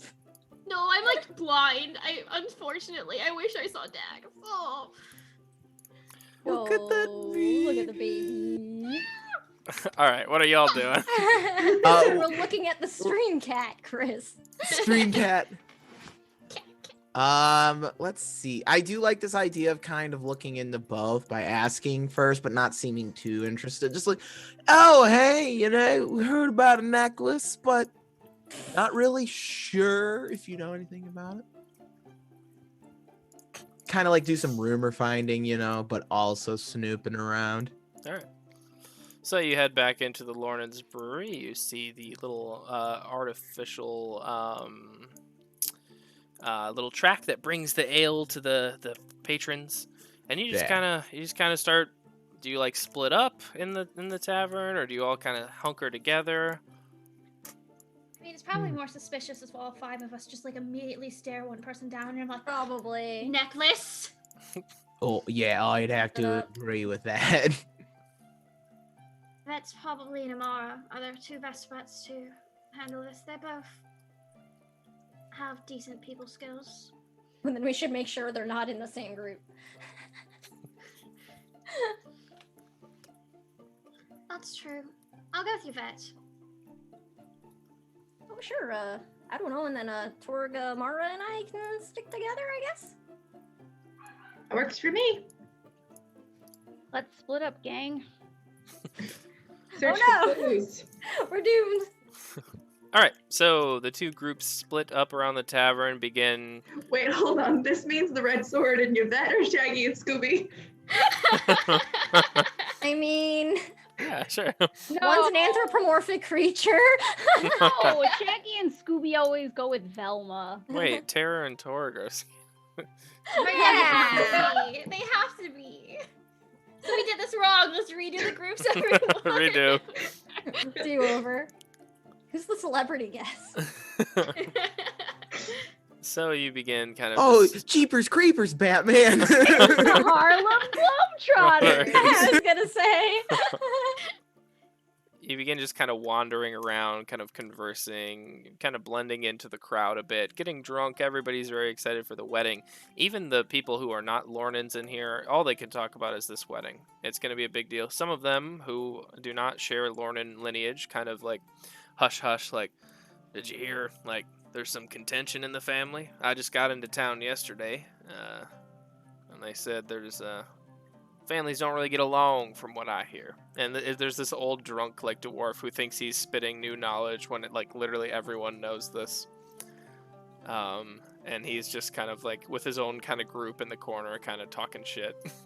I'm gonna try and like weasel my way in and be like, "Oi, what you saying, mate? Like, what's going on?" Acting like what he's saying is really fascinating because we are new in town and aren't aware of the local customs. Well, hey friend, so the Lornans and the O'Humlins, they have quite the history. So I've heard, but could you divulge a bit about his history? Well, sure, nobody really knows why the 2 hate each other, but you could say it's beyond a family feud at this point. So it's not just petty, I'm better than you, and you didn't cut your lawn and all kinds of shit like that. You're saying it's a little more sinister. Exactly, my friend. I couldn't tell you exactly what it is, but I bet these walls hold the secrets. And he kind of slaps like the oak walls. Oh, I'd say actually it's probably a crime painting that holds the secret. That's what I heard on the street, mate. I mean, what? No. No, well, I'm hoping he kind of spreads the word and sees if I can get something. So I'm trying to kind of like rumor, like grind out rumors by like just whisper campaign this shit. yeah. Tor's being sneaky right now. All right, go ahead and make a charisma check. All right. I don't know if I have any background stuff I can apply. Let me check. Trailblazer, no. Dog whisperer, No. maybe. Ecologist, no. All right. Let's do this. 17. 17, good roll. It's like you say one of their patrons. Is that what you mentioned, friend? Torg. Yeah. Do Sorry, you know, you caught me off guard there. Sorry. it's all good. Do you know which patron, so I can maybe spread it around to my sources? I'm not really sure. I just. Was it with Sweaty James? totally was Sweaty James, mate. That old son of a bitch. All right. Thanks for the info, friend. Appreciate your help. And he stands up and he kind of wanders over to another table and begins telling the tale of Sweaty James. Lovely. I'll just kind of, hit him on the shoulder like a big ol' thanks, and then be on my way. Okay. What's the other group up to?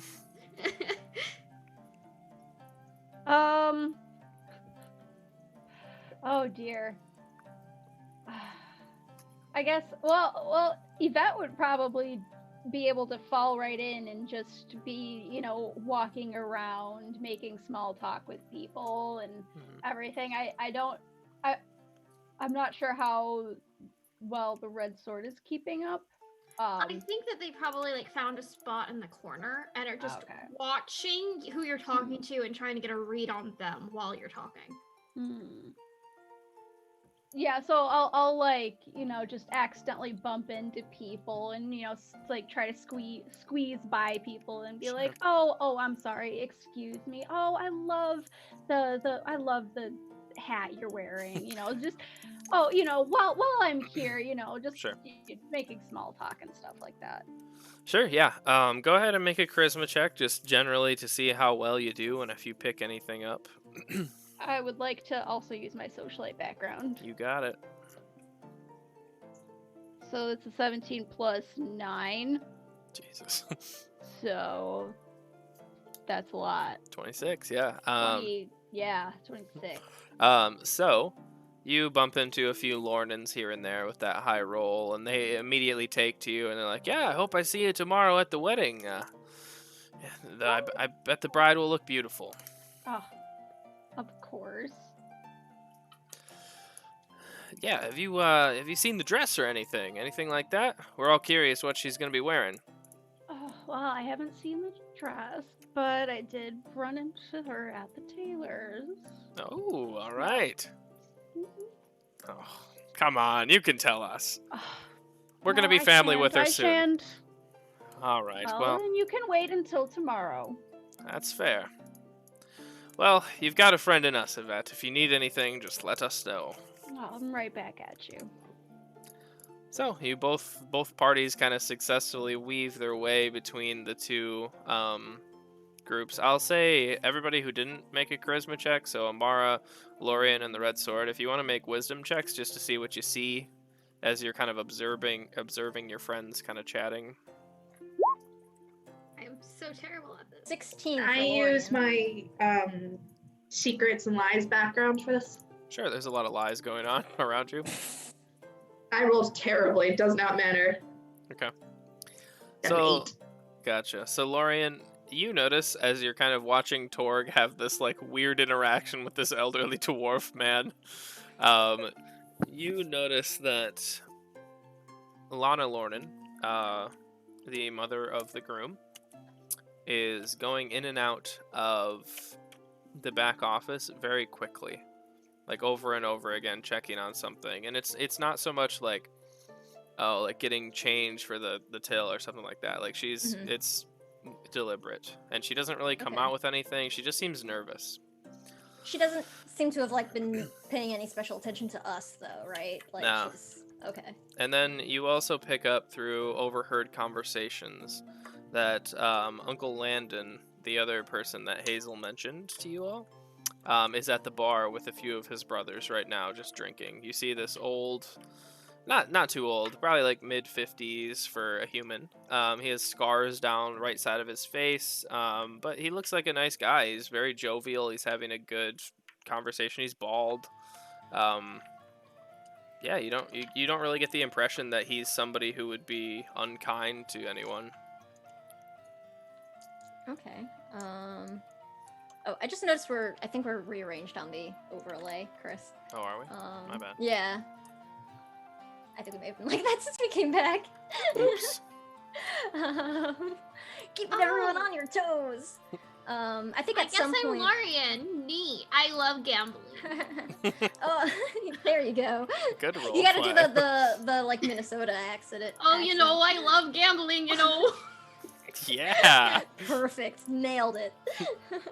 No, yours is so good. I'm sorry. I don't know if I would use that adjective, but I think Lorian will sort of lean over towards Amara while Torg is like chatting at this other this dwarven guy, and I'll just be like, I think the mother of the groom seems pretty distracted running back in and out of that office there.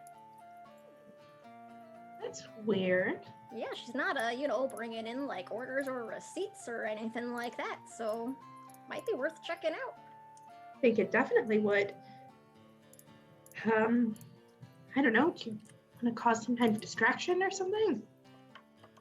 Oh, that might certainly be possible. I think that's Hazel's uncle over there, she mentioned.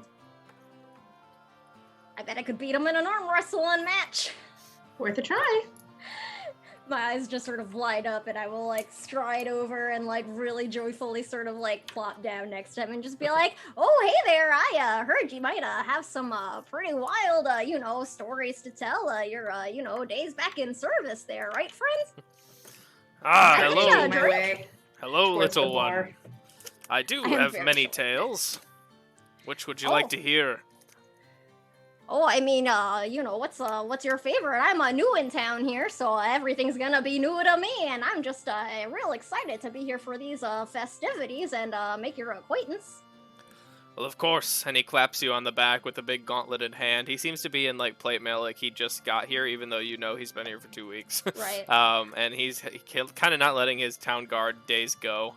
And he has like a wolf pelt over his shoulder, even though it's pretty hot in this region. And he's like, "Well, let me tell you, all right? Alone, abandoned, my troops dead, Oh. in the middle Oh my. of an iced-over lake. You don't say. Yes, I was ambushed by 3 wolves with Oh my, how nothing big were they? this big." And he slumps the pelt off of his back and puts it on the bar, and it like covers. It's like definitely a dire wolf. It like covers a lot Nice. of the bar. He's like, I'm like really hamming it up, like listening. it's like, "Had nothing but my 2 gauntleted fists. And that's how I got these scars." And he points to the right side of his face where there's like claw marks on his face. Oh my goodness, I sort of gesture at my own claw marks, and I'm like, oh, I mean, seems like, we may have had something of a common friend, so to speak. And I just sort of like laughingly pat the pelt. Yeah. He like slams you on the back too hard. I've probably got my own plate back on too, so it's just like clattering. I'll Yeah. be like, that's definitely quite a grip right there. I mean, I'm sure I got nothing on you, but I'd really just love to sort of have a bit of strength here if maybe you were up for it. He just lets out a deep belly laugh. All right. Well, I'm not quite drunk enough, but we'll do it anyways. You ready? And he pounds the table with his beer mug and kind of splatters it everywhere. He's drunk enough. Yeah, and I'm like, oh, always. All right. Go ahead and make a strength check. I'm going to use my they have a regimen background. Oh dang, he rolled high. It's a 24 from Lauren. Wow. Yeah. You guys both. He rolled a 23. You rolled a 24. Oh shit. Yeah. So with those rolls, I would say you are more than successful in hamming it up, making a big distraction here. As you kind of slam his gauntleted fist down after a back and forth, he's grunting in pain, just frustration that he can't beat you, even though his size would indicate he could. And then his gauntlet just slams down onto the table, like shattering the wood, splinters everywhere. People just exclaim like "Ah!" and they just start clapping. Do like best 2 out of 3 if you want. I'll like slap down a gold. He kind of like rubs the dislocated shoulder after that. He's like, "Friend, I think you have clearly bested old Landon Lornans today." Oh, well, I mean, I think that was a wrestling match. Well done, my friend. Let me get you around, and if anybody else, I'll just sort of turn to everyone still trying to make a distraction and, see if anyone else wants to arm wrestle, pretty much. Sure. So as Lorian is making this tavern pulling distraction, what is everyone else up to? I'm trying to get into the back room. You walk over. It seems with the frequency that Lana is going in and out, it has not been locked, so you are able to just easily slip in if you so wish. Yes, please. You do so, you see a little office, you see the painting that you had brought earlier in the day. It is it's covered still. It hasn't really changed. You do hear soft weeping from underneath of it. You almost tune it out at this point. You're used to it. And you walk over and you see a cellar door that is open and leading downwards. I might live to regret this, but I'll start sneaking down. Okay. Start sneaking down. Go ahead and make a dex check for me. Dirty 20. Dirty 20. Okay. Okay. You feel very stealthy with that. You hit a creaky, you see a creaky floorboard kind of coming up loose. You kind of skip that step and kind of clutch onto the wall just a little tighter for a second. You make it down to the cellar, and you see this is where they keep a lot of their casks. There's a lot of casks of ale here, many different things of that nature. And you walk over, and you do see Lana, the groom's mother, kind of bent over one of the casks and a barrel, and she's cursing under her breath silently to herself. And next to her, you see that she has the necklace, a silver necklace that Hazel has said is stolen. I will hide and wait for her to leave. Okay, we can keep your last stealth check. She stands up straight and she's blast it, and she just kind of kicks the side of the barrel. She tucks the necklace into the back of her gown. There's a pouch on the back, and she just kind of tucks it in and goes past you. She kind of stops at the edge of the stair, kind of looks back, and then just walks up. Can I check the cask she was fiddling with? Sure. You head over to the cask and you see that there is it's ale. It smells like beer, but on the top you see that it has this little silver dust almost that is slowly being swirled in by the barrel itself, it seems. Oh boy.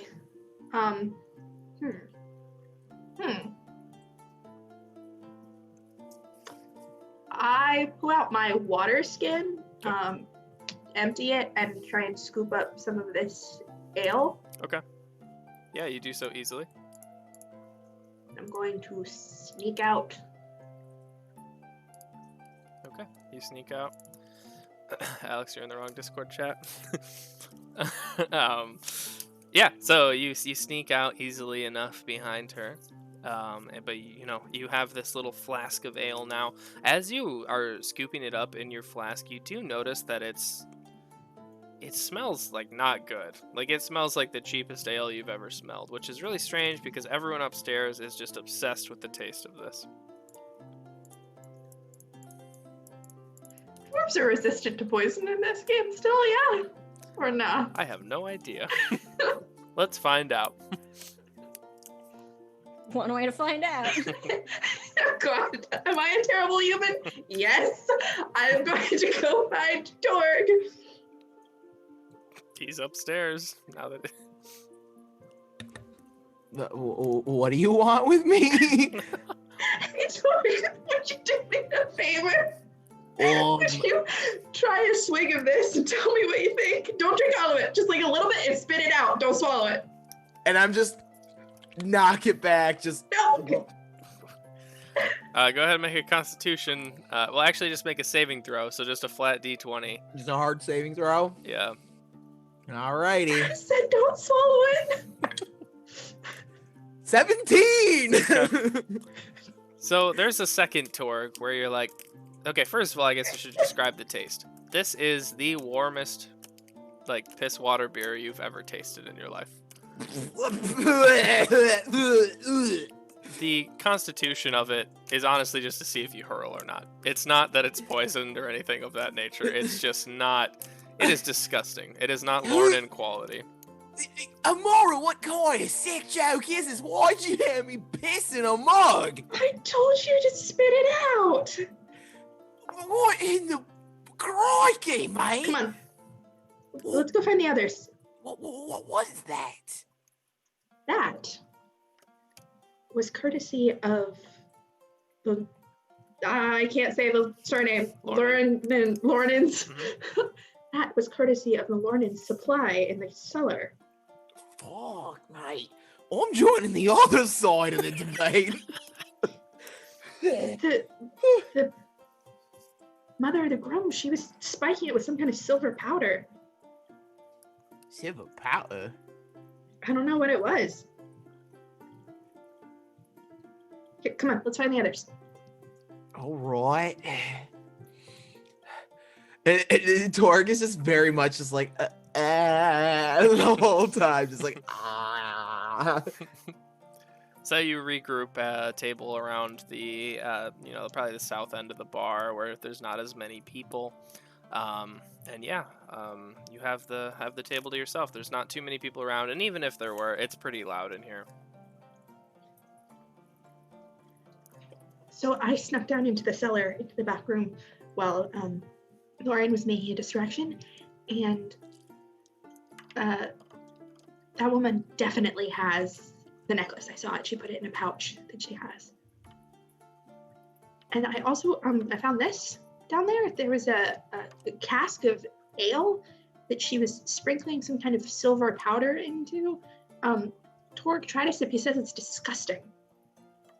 Oh, the grossest thing I've ever had in my life. Why would they put something that would make their own ale disgusting, though? And maybe they're trying to frame the others for sabotage?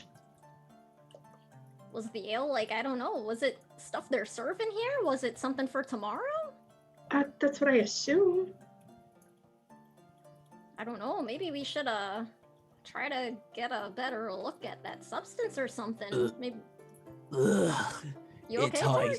It tasted like butts, mate. I didn't go licking kangaroo arse, but...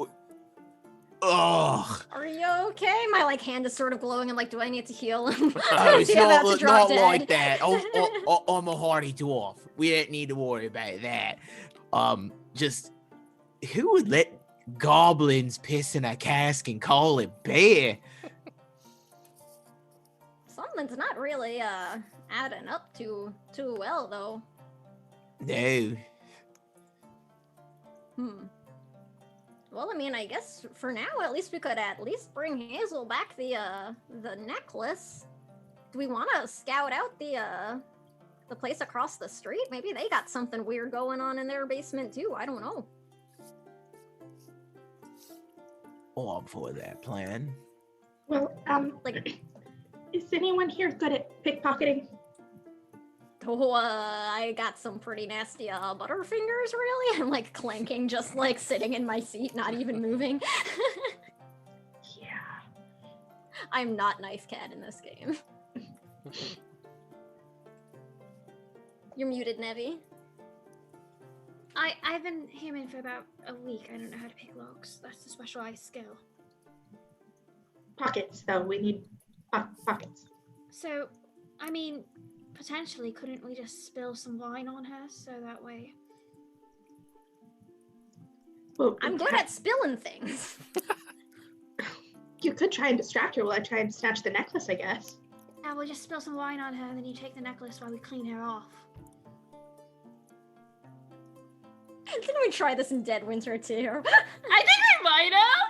I think Yeah. we sure did. Yeah, It's a classic. we did, and it did not. And I repeat, did not work. What's she gonna do? Accuse us of stealing something that's already stolen? Here's the thing though, what if it's one of those things where both families have a claim to it? That's what I'm really worried about. What if she said it's her grandmother's? What if they say, no, it's my grandmother's? So now we have this whole thing where they're But both either yelling way, about the their bride grandmother's wanted necklace. But isn't there a whole court system for that? Don't they? I feel like they're going to blame it on us if they have the option. Yeah, just let the court figure it out. No, okay, but... No, I understand your concern there, the Red Sword. Now, can we just ask someone first if there's a family necklace in their family too before we go steal it? I'm just curious if they do have any claim to it. Wait, talk about this necklace. What if the necklace missing is why the painting's crying? What? Maybe. But it wasn't missing, Hazel had it. Maybe the painting needs to be reunited with the necklace. Do we remember seeing the bride wearing that necklace? Way too much thought into this. No, you don't remember the necklace. Okay. Yeah, let's just steal the necklace then. Well, we got until the wedding tomorrow. We could try and sneak in after hours instead of picking a pocket while, she's up and moving around. So you want to go up to where she's sleeping and take it off of her? That sounds worse. Oh, but I mean, if I don't know, it was being stored in the office, right? No, she has it on her. Just keeping it in a pocket. Oh, okay. That's why that sounds really creepy. You don't wear. I don't know. I don't sleep with pockets. At least That's not fair. with stuff in them. That's uncomfortable. Do you wear something different to sleep? No, I mean, I don't really wear anything. Oh. You should try it, the red sword. It's a lot comfier. Look, when I'm like lugging this around all day and I just gesture at the like 20 pounds of plate mail, That's a very good point. it's nice to, relax and let the muscles breathe a bit. Remember what I was saying about resting, I'm doing like endurance training, like all day long. Right. No, I think resting is wonderful for you. Oh, but I mean, okay, we can, pick that one up later. We I've don't been have time working to on the unpack etiquette all that. books. I've been working on it. Anyway, I feel like we're spending a lot of time talking and not doing anything. Does anyone have any ideas other than mine of let's just steal it? Nope. No, not really. I'm Great. okay with just stealing it. I go and grab someone else's wine and just throw it at her. Oh, no! Like a grenade.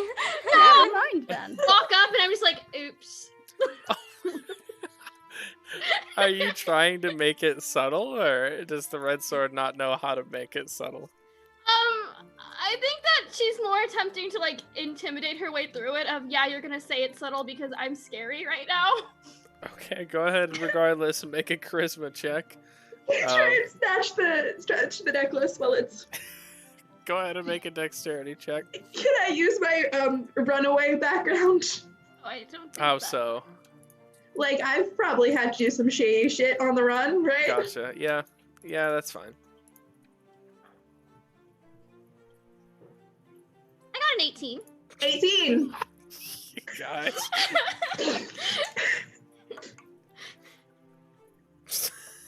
Okay. All right. So the red sword, you just walk up. Go ahead and describe how this looks as she just eats a dress full of wine. I just like pick it up and I'm like holding it. I don't know. I like stole it from like the table next to her. Pick it up and I just go, oops. So she walks out and just like face full of wine as it stains like her nice beige dress that she's wearing. She is just completely caught off guard. There's like wine in her eyes a little bit, so she's blinking. At the same moment, Amara, you see that just like the sudden movement has caused the necklace to quickly just kind of leap out of the pouch just a little bit, and you snag the end of the necklace and just kind of one fluid motion put it into your cloak. My apologies. I should leave now. And I do. She looks over and she's like, what an odd day. All right. Yes, please leave. And she looks back into her office and she's like, her bartender like offers her a handkerchief and she's like patting off her face a little bit. But you have the necklace.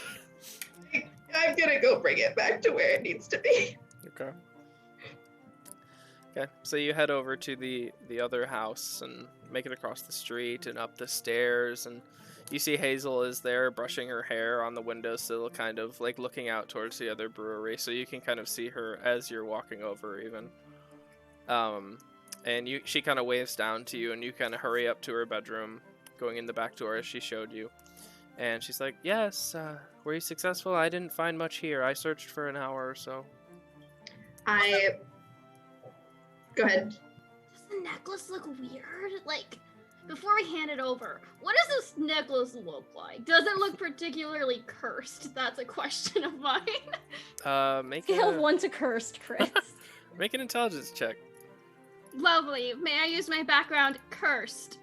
Yeah, that makes sense.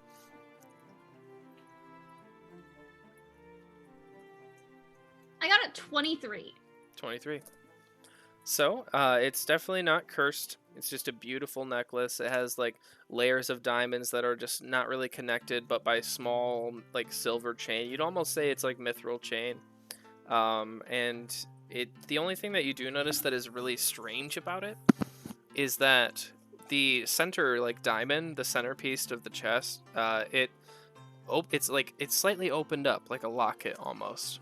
Can I pull it more without breaking it? Yeah, so you kind of open it up, and inside is inscribbled and sketched an old family recipe for ale. Ah, she wanted the recipe. I think neither of them should get this. If the recipe is such a big deal to them, why don't we just destroy it? I don't know if we have the right to do that. What is causing all of the problems? Alternatively, we open up our own business. We have all of this money. A third business right next to it. We'll just make a portmanteau of their names. No, that's a joke. I did not say that again, just to clarify. This is the cause of all the problems. And to be honest, they're both going to claim it's theirs, so I don't see why we should. Here's what I think we should do. This is the perfect wedding present for the new couple. I feel like there's something wrong with this situation, but I can't articulate what exactly it is, so I'm just gonna let it go. So we just want to hand it to her. I feel like if we're doing that, we're picking one family. I think if we give it to both of them on their wedding, wrapped up. No. Yeah, that's what, yeah. Yeah, so we just assign it, so the groom and her at the same time. I don't want to just hand it to her. I don't know. Just leave it in the pile of presents. Exactly, just put it in the pile of presents. I don't fully trust her. But she wanted it, like, to wear for the No. wedding? Peel the recipe out. Give her the necklace. Yes, Put the we'll put the recipe. recipe in the presents. There we go. Problem solved. Oh. I don't know if that solves anything, but We could stick sure. it in the basket. Exactly. Nancy's basket. Take That our will, names off really of that be basket not first. But then they won't know what we got them. Yes, I know. That's the point. We're just crashing this wedding. Just say it's from a friend and leave it at that. Say it's from Taylor. Benefactor. So are you Okay. returning the necklace to Hazel? Without the recipe. Without the and then- recipe. And we'll just put the recipe in the fruits basket and just like leave a note being like, "May your families join together with this knowledge." And Awesome. So yeah, you walk in, her eyes light up as Amara pulls it out of her cloak, and she rushes forward and gives Amara a big hug. She's like, "Thank you, where did you find it? Was it just lost, or did..." Just misplaced, I guess.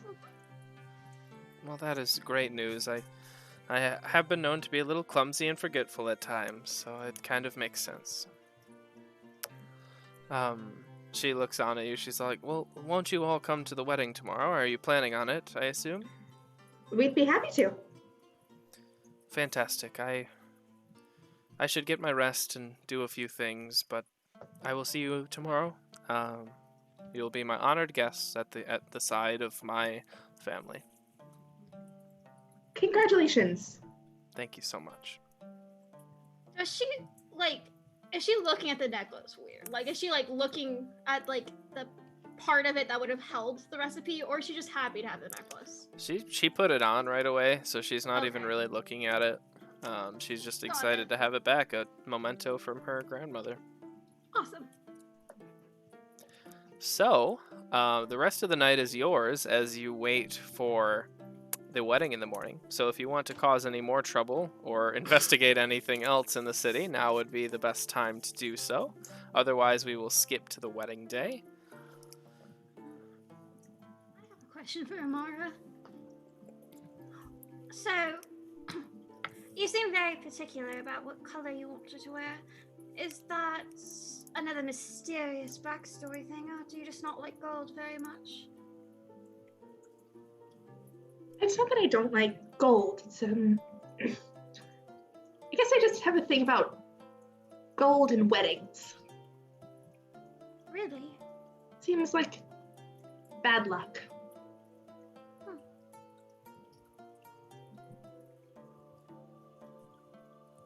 Well, I was cursed, so I don't know much about luck. Leave it at that. Fair enough. I'll have to take your word for it. You're probably more of an expert than I am. Yvette, what'd you wear for your wedding? Oh boy. I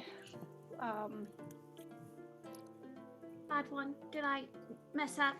No, it's okay. No, it's okay. Just, you know how you said that,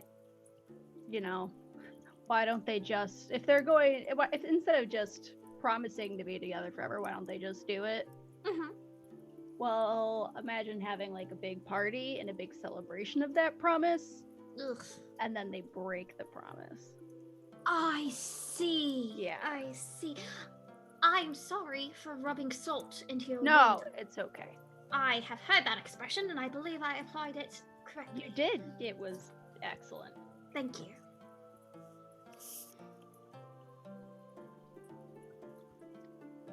But no, I wore white. I'm sure it was lovely. Yeah. It was. Anybody else? Any other scenes? Anything else you want to get into before the night is over?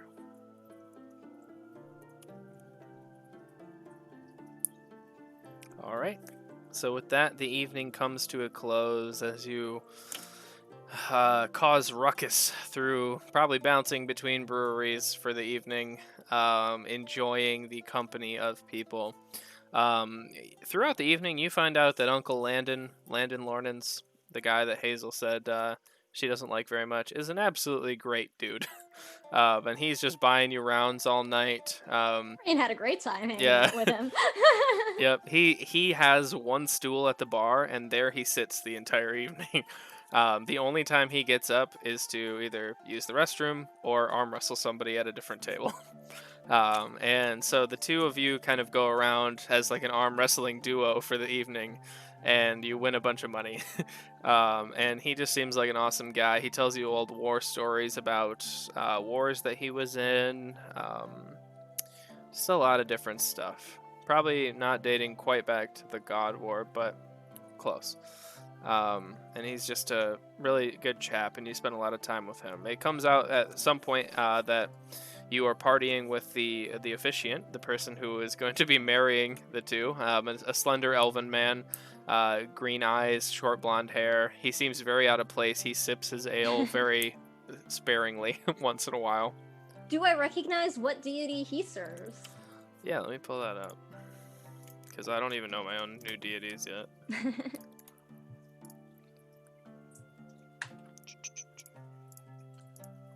This is what I get for changing them mid. That's what I get for asking questions.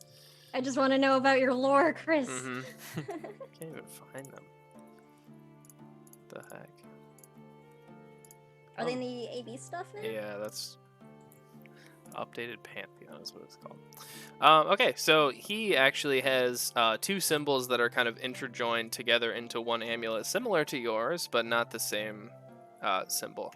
So he's a very interesting fellow where he actually worships a few different people. He does have one half of it as affinity, as most officiants would. So you see that, like, the flower crown. But that is also linked with the symbol of Zavor, the god of time, who is dead. Okay. So to him, he goes on a rant explaining how he believes in Affinity's teachings about love and union, but also that time is a passage that you will survive together as a couple. So he tells you about that for a while. You might get bored, you might not, depending on your character, but it is definitely a rant. Lorraine, I think, is definitely used to long religious rants, so they're just very good at least politely listening. Fair enough. It's not about the adjudicator, so their interest wanes pretty quick. He introduces himself as Archibald, and is a pretty boring tavern companion for the evening, but he's nice enough. Nice, alright. I definitely focus most of my time with my new arm wrestling pal. Yeah. For the record, Amara's doing that thing where, like, someone is sad at an event they know should not be sad, so they're, like, making an effort to seem like they're not sad. Gotcha. I don't think the red sword is there because she probably won't be allowed back in after throwing wine. You bounce over to the other tavern to see the red sword. One holds our table for us. Yeah. While we're No, we're gonna go to the other party. I think there's just spending the whole time like glaring at anyone who gets close, like, no, don't talk to me. No. Oh my god, they're being that creepy like edgelord in the back of the corner of the bar. The seat's saved. All right, I'll park myself next to Amara. Oh, well, yeah, it seemed to be partying nearly as hardy as the other folks during such a what's usually seen as a joyous occasion, and I can't help but notice. I don't know what you mean. I'm really not that big of a drinker, and I'm having a nice time. If you say so, I won't push if you don't want to talk about it. It just seems like ever since, we started heading into town, started coming through the area, you stopped being as, I don't know, you just have a different aura about you. You got a different vibe. And it's just like something about you is just kind of, I don't know what the word is, but it's not happy. Amara snags his drink and downs it. Oh, I'm sorry, did I strike a chord? You want to know me? I'm just signaling the bartender like, yeah, like another row, please. I was engaged. I was supposed to get married. And the night before the wedding, I called it off and I left. All right. Is this one of those things where I can ask for more details, or is this about as detailed as you'd like to be at this time? Yeah, fine. Yeah, ask. All right. And just remember, I'm not being insensitive. I respect the decision you made. You probably made it with good reason. But I do have to ask, like, what would make you want to fully just call off a wedding? Seemed like a big deal. And what made you, so you ran away from home? Have you gone back since? I guess I got a lot of questions, mate. I'm sorry. Nope. I snuck out of my bedroom. Well, I say I called it off. I snuck out of my bedroom window the night before the ceremony. And I didn't tell anybody where I was going.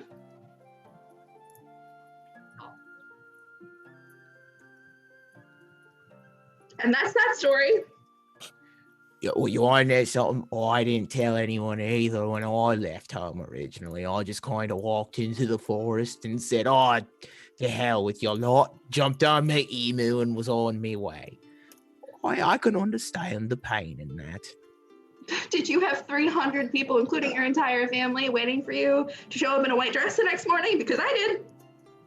Well, no, that'd be quite a sight, though. 300 people waiting for our dog in a white dress. Now, that would be quite comical, mate. Yeah. But, look, I'm sorry. I understand. You probably didn't. I mean, yeah, sure, the guy was maybe bummed that, he wasn't getting married and there wasn't going to be a party, and people maybe were bummed there weren't going to be, like, drinks all around. But if you just kind of explained yourself, I'm sure someone would understand. I mean, I get it.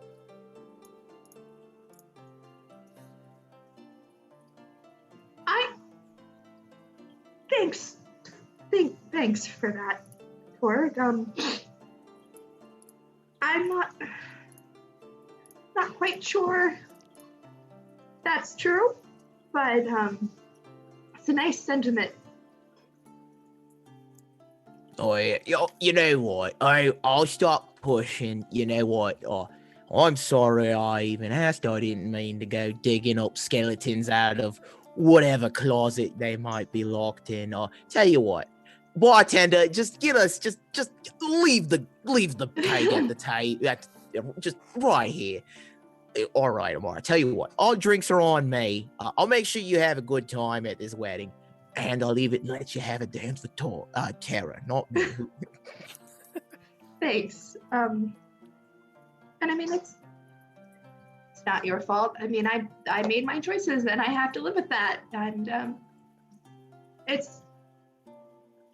I don't begrudge you for being curious. It's just kind of, there's a lot of shame, I guess. All kind of tied up in what I did, because I like to think I'm a nice person and I do nice things. Oh, I would agree with that statement. Ditching someone at the altar is not nice. Or was the guy was the guy a right dingo, or was he like a cassowary of a person? Because I get it.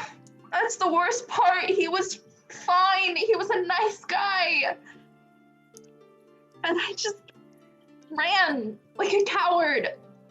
Well, maybe you just weren't ready for it at the time, and that's not cowardly to step away from something you're not ready. That's being quite quite grown to say, you know what, I'm not ready for this big commitment. Like Yvette was saying, the whole, I'm going to spend the rest of my life with you. The rest of your life's a long time, especially when you're a dwarf, let me tell you. But that's not what I did, Torg. I mean, it would have been one thing if I came down in the morning and said, Mama, Papa, I can't do this. I don't want to do this. So what stopped you from doing that is is really the question then. Like, why didn't you just say something? Was this like, and he kind of like is looking around at like all the family feud stuff. Oh, I get it now. I don't know that you do, but was it like some sort of important thing, and now you left someone high and dry, and now there's like some weird family feud thing going on, and well, no, you do get it. You get it, yeah. And you know the beer tastes like piss. Clocks again, not beer. Clocks. Clocks. I let a lot of people down. Oh, you think all Torgs never let anybody down? Well, you're gonna let people down. It's what happens. It's a part of life. But here's the thing, though. You were doing what was best for you and what you believed was right. And unfortunately, when we do what's best for ourselves and what we believe is right, we might let someone down. I'm not sure what I did was right. I think right for me, maybe, because I wasn't ready to get married. Right objectively, probably not. Or I'd say you did the right thing. If you weren't ready to be married to that guy, then he wasn't going to be happy in that union either. If you weren't all for it, if your heart wasn't in the marriage, do you really think it would have been a happy marriage for the two of yous? No, that's fair. So you saved him. Sure that he might have cried a wee bit and had a bit of a whinge and a moan, but at the end of the day, he's gonna be fine. He moves on, finds another lass, and he gets married to someone else. Or maybe later down the road you reconnect and you realize, all right, this was the right move. Things happen like that. It's okay. Can we get drunk now? Yeah, sure. Well, as long as you promise to tell me who taught you how to shoot a bow, because, shite, that's impressive. Sure, yeah. And Torg will just begin pouring the drinks. Subtly. All right, so some of you enjoy the evening, some of you don't. But sleep comes nonetheless. You wake up, you hear the rooster crow in the morning. And you wake up to the rooster first of all, but then the bustling sounds of family members in the streets fussing over a day that the couple doesn't even really want to be fussed about. And you look out the window and you see banners stripped across both of the breweries at this point. It seems that they have both contentiously agreed to decorating their establishments together. And down in the town square, a little past the brewery, you do see like an altar and a bunch of chairs being set out. And the wedding is pretty soon. So you all get dressed into your nice tailors uniforms, and rather outfits than uniforms, and go downstairs, and you sit through the wedding for a little while. It's not too long. The Red Sword, it's probably long for you. It's probably like 40 minutes or so. The Archibald, the officiant, does a wonderful job being very articulate the entire time. The couple seems very happy. There are a few glances across the aisle from parents, but in the end of the day, you can tell that they're happy, their kids are happy. Is there anything you'd like to do during the wedding? Any conversations, anything like that? Mara cries. Yeah. Torg will offer their pats the best as he can, because he's also really short still compared to you. Is the crying thing normal? I mean, I think it kind of is for the most part, but not necessarily in that tone. I'm kind of like looking concerned at Amara. But actually, a lot of people tend to cry at weddings because it's a beautiful thing to see two people come together like that. I mean, they can come together all they want. I don't understand why there has to be a party and why they would cry over it. Oh, it's like a big deal, especially if you're like someone who cares about like what the gods or the arch existences think about that kind of thing. No, it's like I thought a about big those deal. all the time, but I don't think they care about your wedding. Oh, some of them certainly do. Besides affinity. They still do. I mean, like for my family, I mean, you can't get married if you're not ready to swear yourself to the adjudicator. So like, it's a pretty big deal when someone decides to come and join the clan. No, like, no, it's just long-term family business, as it were. Generations and generations served her. Right. It's a real big honor. Uh-huh. Ryan's just like staring ahead. I mean, hey, I'm not going to judge you. I've made my fair share of deals. Oh, I mean, nothing like deals or anything. It's literally the family business. Exactly. You choosing who to pledge yourself to. I'm sure whoever it was cares a little bit that you did that. No, I mean, she's the one who let me heal you all up the last time we got into a bit of a tiff, so... No. It's cute. It's wonderful. I'm here for it. Okay, the Red Sword. I just like pat one on one's shoulder. Well, like, it has to be weird for her to be on the side of, yeah, I make deals for more power, when, like, that's how she's hearing this. And she's like, right. Oh, that's cute. Meanwhile, Lorian's thing is just like, yeah, no, this is family business. Yep. No, I love it. Two different conversations. Like, I know. That just happened, and we're just like, neither of them are listening to the other, and it's wonderful. Like, at all. So as the ceremony continues, Hazel and the hell's his name? Luke. Yep. Hazel and Luke. It is now. The two finally get to the I do's. They both say I do. They exchange a kiss, and then, as is tradition in this setting, they wait for a moment. Everyone claps, but then there's a pause as you see Affinity in her typical wedding-going garb. She wears loose-fitting, nice robin's egg-colored dress. She has her ostentatious hat with all of the different green and red flowers abound, and like a half masquerade mask across her face with certain jewels and gems from around Talencia in them. She walks slowly but purposefully up to the aisle, and she bows before them and gives them a little like curtsy almost. And then she reaches up to her hat and she grabs one flower out of it and she hands it to them. And you see that it is pale white. And there are gasps. Everyone, like, kind of a few of the family members stand up in shock as nobody really knows what this means. Hazel looks to you all in the audience just out of shock because you solved the last problem for her. Luke kind of looks embarrassed. And that's where we'll end tonight's session. Oh, the drama! The drama. Chris, you did it. You pulled another Chris on us. I know. You pulled another Chris. It's almost like it's my namesake. I love it. All right, good session, everybody. Lots of good stuff there. Yeah, hope you enjoyed. Let's go around and plug Let's start with Nevi in the top right. Hi everybody, I'm Nevi. You can find me on Awakened Pixels where I play champs. It's a good time. There's some RPG pixel characters living their best life. We're getting to like endgame stuff in this silly video game world, so check it out and see what happens. Thank you. Who's next? Lucy.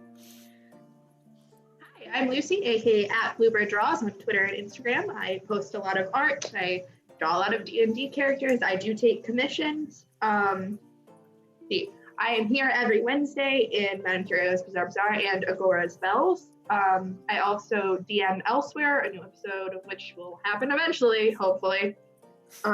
I have a podcast called Odyssey Exploration on Research. Basically, wherever you listen to podcasts, the sci-fi mystery, it's a good time.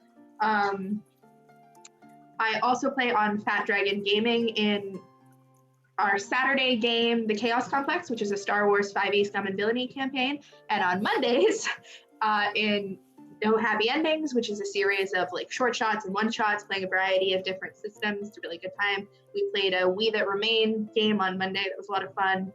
And I think that's it for me. Okay, Abby. Hello. I am Abby, and I live here. I'm the creative director for the Chromatic Chimera, and I also make dice. If you can't tell by my background, these are some that I made. And if you like dice and other shiny click-clack things that are actually I only sell dice, but I have a restock coming next week on Black Friday. So yeah, it's gonna be great. Awesome, thank you, Alex. Hi, I'm Alex. You probably know me as Mr. Puddins. That's where you can follow me on Twitter. I've been really busy lately, so I've been tweeting as much, but I talk about RPGs a lot. Usually you can find me here on Wednesday nights. I usually live here. Fridays, you can catch me running a Zweihander game called Bloody Portrait that takes place during the Italian Renaissance. It's a grand time. I highly recommend checking it out. And tomorrow we have the premiere of a new show, a Cyberpunk Red show, Olympus 2299, which is like a really cool cyberpunk take on like Olympians, Greek mythology. So that's run by, you've seen them around, Rowan. And there's a whole cast of wonderful folks in that. Highly recommend checking it out tomorrow. What's the time on that? I'm 30 blanking. Eastern. Thank you. Or Olympus 2299 is the name of the show.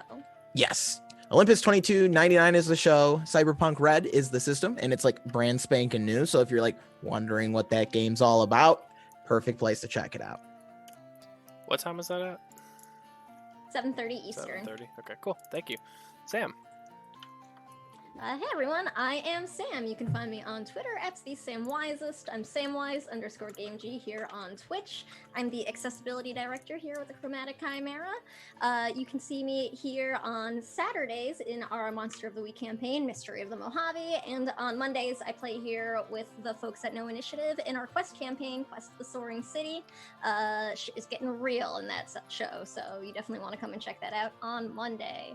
I think that's all I've pretty much got going on. I'm going to be streaming on my Twitch in the near future, though, so follow me here if you like Stardew Valley and shit like that. Sweet. Thank you all. I am Chris. I am the DM for this. It's a lot of fun. It's a little bit different than the overarching story of Agora's Bells, but if you do like something like that, come check us out next Wednesday for Agora's Bells. We are really getting into some endgame stuff. I'm talking end game as we are moving towards closing this 2-year journey. So come check us out towards the tail end if you want to see some high-level fantasy age stuff. Speaking about systems, we are also, I don't know if we've said this on a Madame Curio's show yet, but we are an official 13th Age independent broadcaster now, so thank you so much for that opportunity, Pellegrine Press. We can use our code Chromatic at checkout for 20% off of all 13th Age products, so that is really great. It's an absolute honor to be associated with the system. I really like it. Tail end of that as well, we are also in the Roll20 Spotlight programs. Thank you, Roll20, for that. And that is really all I have. So thank you all so much for hanging with us. It seems like a lot of new people in chat. Hope you're enjoying the system. And we will see you tomorrow. And it turns out I believe Rowan is actually on Critical Misses, so we'll pop on in Cool. and hype up Olympus 2299 when you get in the chat. Let people know what cool stuff is going to be going down. Awesome. Yeah. Thank you so much. We will see you tomorrow. everyone.